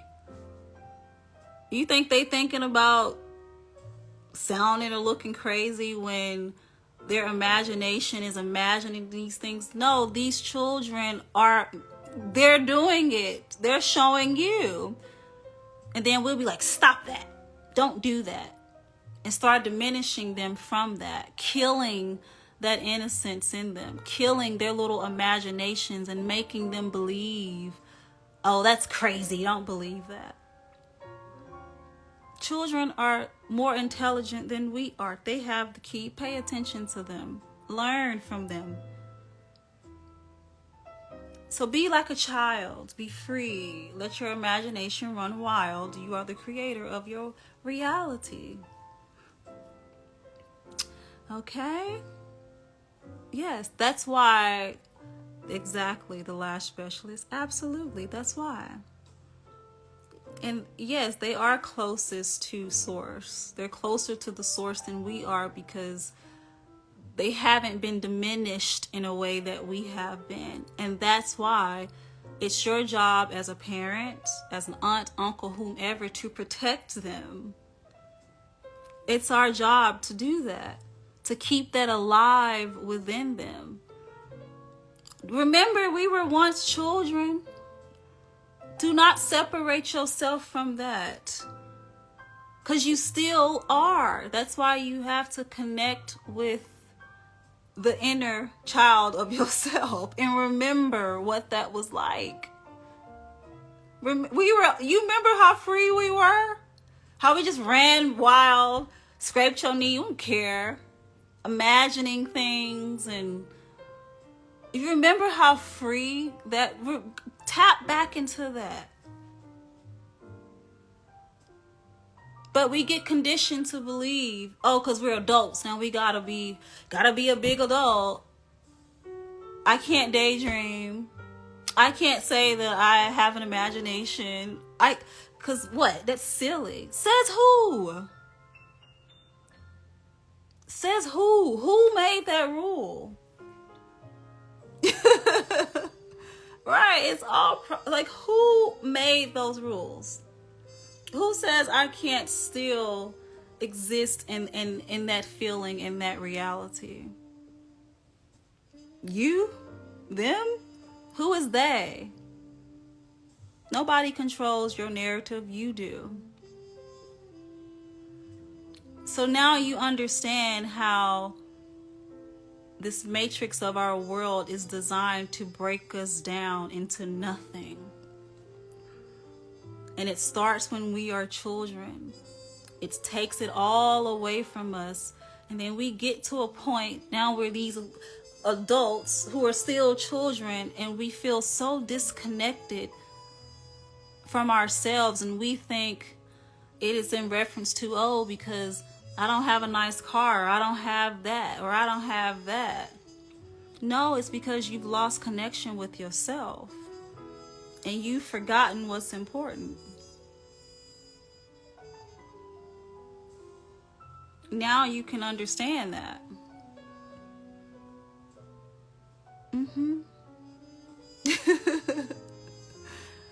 And you still are a bright person. That person is still there. VS Wool. You still are. Do not say that you still are. If that's what you want to be. Shift the mind. Remember that. Do not say these limiting things to yourself. I am telling you. Because, baby, I know I am. And I continue to be. Like, what you mean you used to be? You still are. Find your way back. Don't let this world drive you crazy. Find your way back. It's a big, big world, but you got it, baby. Find your way back. I'm telling you. Find your way back. You just forgot. That's all. But you can remember. We act like these things leave us, but they don't. They're just stored deep, deep, deep, deep, deep inside. It's your job to find your way back. Okay? Don't let this world drive you crazy. Find your way back.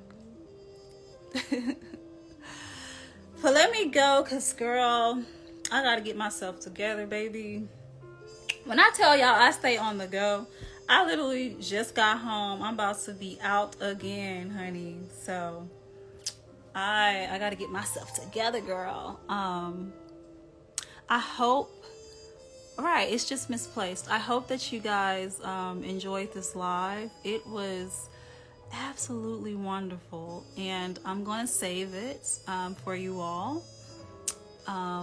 Thank you for allowing me to be myself, to be vulnerable, to be honest, to be free. I appreciate that. I love you all. And remember, do not limit yourself. Find your way back to yourself. It exists within. Wishing you nothing but love, light, serenity, peace, comfort, and clarity. Kalamiyake. And until next time, beautiful people. Bye. She said Merry Christmas if you don't go live on it. I know, I be like disappearing for months on it. All right, y'all. Good night. Bye.